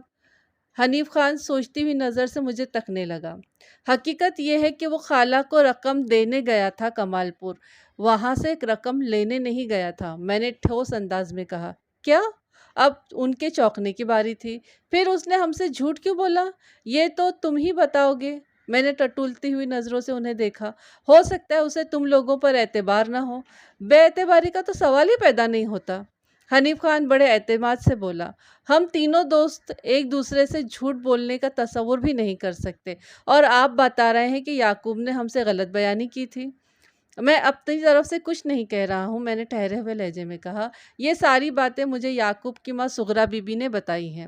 میں نے لمحاتی توقف کر کے باری باری سوالیہ نظر سے ان کی طرف دیکھا اور پوچھا، کیا اس سلسلے میں تم لوگوں کی سغرا بی بی سے کوئی بات ہوئی ہے؟ نہیں جناب، نور شاہ نے نفی میں گردن ہلاتے ہوئے کہا۔ میں نے سغرا چاچی سے کچھ بھی پوچھنے کی ضرورت محسوس نہیں کی۔ یعقوب نے جو بھی ہمیں بتایا ہم نے اس پر یقین کیا تھا۔ پھر سوال یہ پیدا ہوتا ہے کہ یعقوب نے تم لوگوں سے غلط بیانی کیوں کی؟ میں اپنے پوائنٹس پر واپس آ گیا۔ میرا ذہن پچھلے آدھے گھنٹے سے اس کی طرف ایک ہی وجہ تلاش کرنے میں کامیاب ہو سکا تھا۔ وجہ کون سی؟ نور شاہ نے اضطراری لہجے میں پوچھا۔ یہی کہ اگر اس نے سچ بات بتا دی تو اس کی رقم کی وجہ سے شرف آباد سے کمال پور کی طرف جاتے ہوئے اس کے ساتھ کوئی بھی حادثہ پیش آ سکتا ہے، میں نے اپنی سوچ کی روشنی میں کہا، اور اسے اس قسم کا خطرہ شرف آباد میں رہنے والے کسی شخص سے تھا، اور عین ممکن ہے وہ شخص تم دونوں میں سے ہی کوئی ہو۔ میں حالات و واقعات کی روشنی میں بالکل درست تجزیہ پیش کر رہا تھا۔ یعقوب نے غلط بیانی کی اور وہ شرف آباد سے کمال پور تک صحیح سلامت پہنچ گیا تھا، لیکن واپسی کے راستے میں اسے ایک اندوہناک حادثہ سانحہ پیش آ گیا تھا، اور مجھے 100% یقین تھا کہ یعقوب کے ساتھ جو بھی ہوا تھا وہ انہی 1,500 روپے کی وجہ سے ہوا تھا۔ اب مجھے یہ پتہ چلانا تھا کہ رقم والی بات ان دونوں کے علاوہ اور کس کس کو معلوم تھی۔ وہ دونوں بڑی بڑی قسمیں کھا کر مجھے اپنی بے گناہی کا یقین دلانے کی کوشش کرنے میں لگے تھے۔ میں چند لمحات تک تو مختلف زاویوں سے ان سے کڑے سوالات کرتا رہا، پھر میرا پیشہ ورانہ تجربے نے بتایا کہ وہ کسی قسم کی دروگوئی سے کام نہیں لے رہے، لہٰذا میں نے بھی اپنے انداز میں نرمی برتتے ہوئے پوچھا، کیا تم لوگوں نے کسی اور سے بھی اس بات کا ذکر کیا تھا کہ یعقوب اپنی خالہ کبریٰ بی بی سے کوئی بھاری رقم لے کر آنے والا ہے؟ ہم نے تو کسی سے ذکر نہیں کیا، مگر حنیف خان کچھ کہتے کہتے اچانک رک گیا، تو میں نے اضطراری لہجے میں اس سے دریافت کیا، مگر کیا حنیف خان؟ مگر یہ بات ہمارے علاوہ بھی کسی کو پتہ تھی، وہ معنی خیز انداز میں بولا۔ کس کو اور کیسے؟ میں نے چونک کر پوچھا۔ وہ جناب، بات دراصل یہ ہے کہ نور شاہ وضاحت کرتے ہوئے بولا، جب یعقوب ہمیں اپنے کمال پور جانے کے بارے میں بتا رہا تھا تو اس وقت نواجہ بھی ہمارے پاس ہی کھڑا تھا۔ کھڑا نہیں تھا بلکہ وہ اسی وقت آیا تھا جب یعقوب نے کمال پور جانے کی بات شروع کی تھی۔ حنیف خان نے نور شاہ کی بات میں اضافہ کرتے ہوئے کہا۔ جی جی ہاں، نور شاہ نے تائیدی انداز میں گردن ہلائی۔ حنیف خان بالکل ٹھیک کہہ رہا ہے، یعقوب نے کمال پور جانے کی بات شروع کی ہی تھی کہ نواجہ وہاں آ گیا تھا۔ تو اس کا مطلب ہے کہ یعقوب نے نواجہ کو سنانے کے لیے جھوٹ بولا تھا؟ میں نے سرسراتے ہوئے لہجے میں کہا۔ ہو سکتا ہے یہی بات ہو، نور شاہ اس بات میں گردن ہلاتے ہوئے بولا۔ نواجہ ویسے بھی کوئی اچھا بندہ نہیں ہے۔ تم 2-3 دن سے اتنی اہم بات اپنے دل میں دبائے بیٹھے تھے۔ میں نے خفگی آمیز نظر سے باری باری ان دونوں کو گھورا۔ جلدی بتاؤ، یہ نواجہ کون ہے اور کہاں ملے گا؟ نواجے کا اصل نام تو نواز تیلی ہے جی، نور شاہ نے بتایا۔ وہ ادھر شرف آباد ہی میں رہتا ہے جناب۔ اس کے بعد سرفراز تیلی کا اپنا کولو ہے جی۔ ساری کہانی میری سمجھ میں آ گئی تھی۔ نواجہ کی آمد پر اگر یعقوب نے کمال پور جانے کے حوالے سے اپنے دوستوں سے غلط بیانی کی تھی تو اس سے یہی ظاہر ہوتا تھا کہ وہ نواجہ ہی سے اس قسم کی بات کو چھپانا چاہتا تھا۔ وہ ایک بھاری رقم لے کر کمال پور جا رہا تھا، یقیناً اسے نواجہ کی طرف سے کوئی خطرہ لاحق تھا۔ ویسے ابھی تھوڑی دیر پہلے نور شاہ نے بھی یہی بتایا تھا کہ نواجہ کوئی اچھا بندہ نہیں ہے۔ نواجہ یعقوب کی گمشدگی اور اس کے گھوڑے کے حسرتناک انجام والے معاملے میں ملوث تھا یا نہیں، اس امر کی تصدیق صرف دو ہی افراد کر سکتے تھے، نمبر 1 یعقوب اور نمبر 2 نواجہ۔ یعقوب تو پچھلے 3 دن سے غائب تھا، البتہ نواجہ بآسانی مجھے دستیاب ہو سکتا تھا۔ نوجوان کو ٹارگٹ بناتے ہوئے میں نے یعقوب کے دوستوں سے سوال کیا، تم لوگوں نے آخری مرتبہ نواجہ کو کب اور کہاں دیکھا تھا؟ ابھی تھوڑی دیر پہلے جناب، حنیف خان نے جلدی سے کہا۔ میں نے اس کے کوہلو پر اسے دیکھا ہے، وہ اپنے باپ کے ساتھ کام میں جٹا ہوا تھا۔ نواز تیلی عرف نواجہ میری نظر میں مشکوک ہو گیا تھا، لہٰذا میں فوراً اس سے بیشتر اسے اپنے سامنے دیکھنا چاہتا تھا۔ اس سے کی جانے والی پوچھ تاچھ مجھے اس کیس کے منطقی انجام تک پہنچا سکتی تھی۔ میں نے 2 کانسٹیبلز کو اپنے ساتھ لیا اور حنیف خان اینڈ کمپنی کی معیت میں نواجہ کی طرف روانہ ہو گیا۔ 10 منٹ کے بعد ہم سرفراز تیلی کے کولو سے 100 قدم کی دوری پر تھے۔ نور شاہ نے کولو کی جانب اشارہ کرتے ہوئے سرسراتی آواز میں کہا، تھانے دار صاحب، وہ دیکھیں، جس بندے نے کالا کرتا پہنا ہوا ہے نا، وہی ہے نواجہ۔ اس کا باپ اس وقت کولو پر نظر نہیں آ رہا تھا۔ میں نے ویسے بھی اس کے باپ کا اچار ڈالنا تھا۔ میرا ٹارگٹ تو صرف نواجہ تھا اور وہ اس وقت میری نظر کے سامنے تھا۔ میں اپنے آدمی کے ساتھ تیزی سے کولو کی طرف بڑھنے لگا۔ پتہ نہیں نواجہ کی چھٹی ہی تیز تھی یا بے خیالی میں اس نے گردن اٹھا کر ہماری طرف دیکھا تھا۔ ہم اس وقت یونیفارم میں تھے۔ 3 باوردی پولیس والوں کو اپنی جانب بڑھتے دیکھ کر وہ بری طرح چونک اٹھا۔ پھر اس نے بدحواسی میں ایک ایسی حرکت کی جس نے اس کے مجرم ہونے پر مہر تصدیق ثبت کر دی۔ ہم پر نگاہ پڑتے ہی وہ سب کام چھوڑ چھاڑ کر ایک جانب کھیتوں کی سمت بھاگ اٹھا تھا، مگر ہم کہاں اسے فرار کا موقع دینے والے تھے۔ 10 منٹ کے اندر ہی میں نے اپنے آدمیوں کی مدد سے گھیر گھار کر نواجہ کو ہتکڑی لگا دی۔ اس کار خیر میں نور شاہ اور حنیف خان نے بھی بڑھ چڑھ کر حصہ ڈالا تھا۔ نواز تیلی عرف نواجہ ایک کچا مجرم تھا۔ وہ 10-15 منٹ سے زیادہ تفتیش کے مختلف مراحل کا سامنا نہ کر سکا اور اس نے اپنی زبان کھول دی۔ اپنی بزدلی اور ناپختہ پن کا مظاہرہ تو وہ کولو پر ہمیں دیکھتے ہی کر چکا تھا۔ جب پولیس پر نگاہ پڑتے ہی اس نے راہ فرار اختیار کی تھی۔ ہمیں اس پر زیادہ محنت نہیں کرنا پڑی اور اس نے یعقوب کے قتل کا اقرار کر لیا۔ واقعات کی تفصیل کے مطابق اس کے دل میں لالچ آ گیا تھا۔ جب اسے پتا چلا کہ یعقوب کمال پور سے ایک بھاری رقم لے کر آنے والا ہے تو اس نے اپنی پیٹی بھائی سخی محمد کے ساتھ مل کر یعقوب کو لوٹنے کا منصوبہ بنا ڈالا۔ سخی محمد بھی آوارہ اور بدقماش شخص تھا۔ دونوں تیز دھار کلاڑیوں سے لیس ہو کر جنگل کے اس حصے میں پہنچ گئے جہاں سے یعقوب کو گزر کر شرف آباد کی طرف آنا تھا۔ انہوں نے اپنے چہروں کو ڈھاٹوں کے پیچھے چھپا رکھا تھا تاکہ یعقوب انہیں پہچان نہ سکے۔ انہوں نے واردات کے لیے جان بوجھ کر ایک ایسی جگہ کا انتخاب کیا تھا جو کمال پور کے نزدیک تھی تاکہ اس واقعے کے حوالے سے شرف آباد کے کسی آدمی پر شک نہ آئے۔ مگر وہی بات کہ جب وقت ساتھ نہ دے تو بڑی سے بڑی پلاننگ بھی خاک میں مل کر رہ جاتی ہے۔ نواجہ اور اس کے شریک کے جرم سخی محمد کے ساتھ بھی یہی ہوا تھا۔ نواجہ کی نشاندہی پر میں نے اسی رات سخی محمد کو بھی گرفتار کر لیا۔ جب میرے شکنجے میں آنے کے بعد انہوں نے اپنے جرم کا اقرار کر لیا تھا تو پھر یہ کیسے ممکن تھا کہ میں یعقوب کی لاش کا سراغ لگائے بغیر ان کی جان چھوڑ دیتا؟ انہوں نے مجھے بتایا کہ یعقوب سے معرکے کے دوران میں اس کا گھوڑا تو شدید زخمی ہوا تھا، لیکن اس کے ساتھ ہی یعقوب بھی جان کی بازی ہار گیا تھا۔ لبے دم زخمی گھوڑے کو انہوں نے جنگل میں ہی چھوڑ دیا اور یعقوب کی لاش نہر کے کنارے اندرونی حصے میں گڑھا کھود کر دفن کر دی۔ یہ ان کی ایک سنگین غلطی تھی۔ اگر وہ یعقوب کی لاش کو جنگل میں ہی چھوڑ دیتے تو شاید میری تفتیش شرف آباد کا رخ نہ کرتی۔ جب مردہ گھوڑے کے قریب یعقوب کی لاش پڑی ملتی تو یہ سمجھ کر صبر کر لیا جاتا کہ یعقوب راہزنوں کے ہتھے چڑھ گیا تھا۔ انہوں نے اسے لوٹنے کے بعد قتل کیا یا قتل کرنے کے بعد لوٹا اور جائے وقوع سے فرار ہو گئے۔ کوئی کچا مجرم ہو یا پکا، لیکن وہ کہیں نہ کہیں کوئی ایسی غلطی ضرور کرتا ہے جس سے اس کا یا اس کے جرم کا سراغ لگانے میں بہت مدد ملتی ہے۔ اس معاملے میں بھی یہی ہوا تھا۔ انسان چاہے جتنی بھی مضبوط پلاننگ کر لے، مگر اوپر بھی تو کوئی بیٹھا ہے۔ قدرت اپنے انداز میں مصروف عمل رہتی ہے، اور سیدھی بات یہ ہے کہ تدبیر کنندہ بندہ تقدیر کنندہ خندہ۔ مطلب یہ کہ انسان کتنی بھی تدبیریں بنا لے، کتنے بھی اپنی پلاننگز بنا لے، اوپر والا جو تقدیر لکھ چکا ہے وہ دیکھ کر ان ساری پلاننگ کو ہنستا ہوتا ہے۔ تو یہاں پر ہماری یہ کہانی ختم ہو جاتی ہے۔ تو آپ لوگوں کو کیسی لگی بتائیے۔ ایک ماں کا بیٹا اس سے چھین لیا گیا ذرا سی رقم کی وجہ سے، حالانکہ اس رقم کی اس وقت قیمت زیادہ ہوگی، مول زیادہ ہوگا، لیکن انسان کی جان سے بڑھ کر نہیں ہوتا ہے۔ اگر کسی کو کچھ چاہیے تو سامنے والے سے مانگ لے۔ جان لینے کی کیا ضرورت ہے کسی کو کسی کی؟ ایک جان ایسی چیز ہے جو ہم لے کر واپس نہیں لوٹا سکتے ہیں، ہے نا؟ نہ کسی کی عزت سے چھیڑ چھاڑ کرو، کیونکہ عزت بھی واپس نہیں لوٹائی جا سکتی ہے، اور نہ ہی کسی کی جان سے کھیلو کہ وہ بھی نہیں لوٹائی جا سکتی ہے۔ تو آپ لوگ لائک کریے، کمنٹس لکھیے، اور جن لوگوں نے سبسکرائب نہیں کیا ہے تو اب تو سبسکرائب کر دیجئے پلیز۔ اور ملتے ہیں پھر کسی کہانی کے ساتھ میں۔ تو تب تک کے لیے اپنا خوب خیال رکھیے، مجھے اپنی دعا میں یاد رکھیے۔ السلام علیکم، اللہ حافظ۔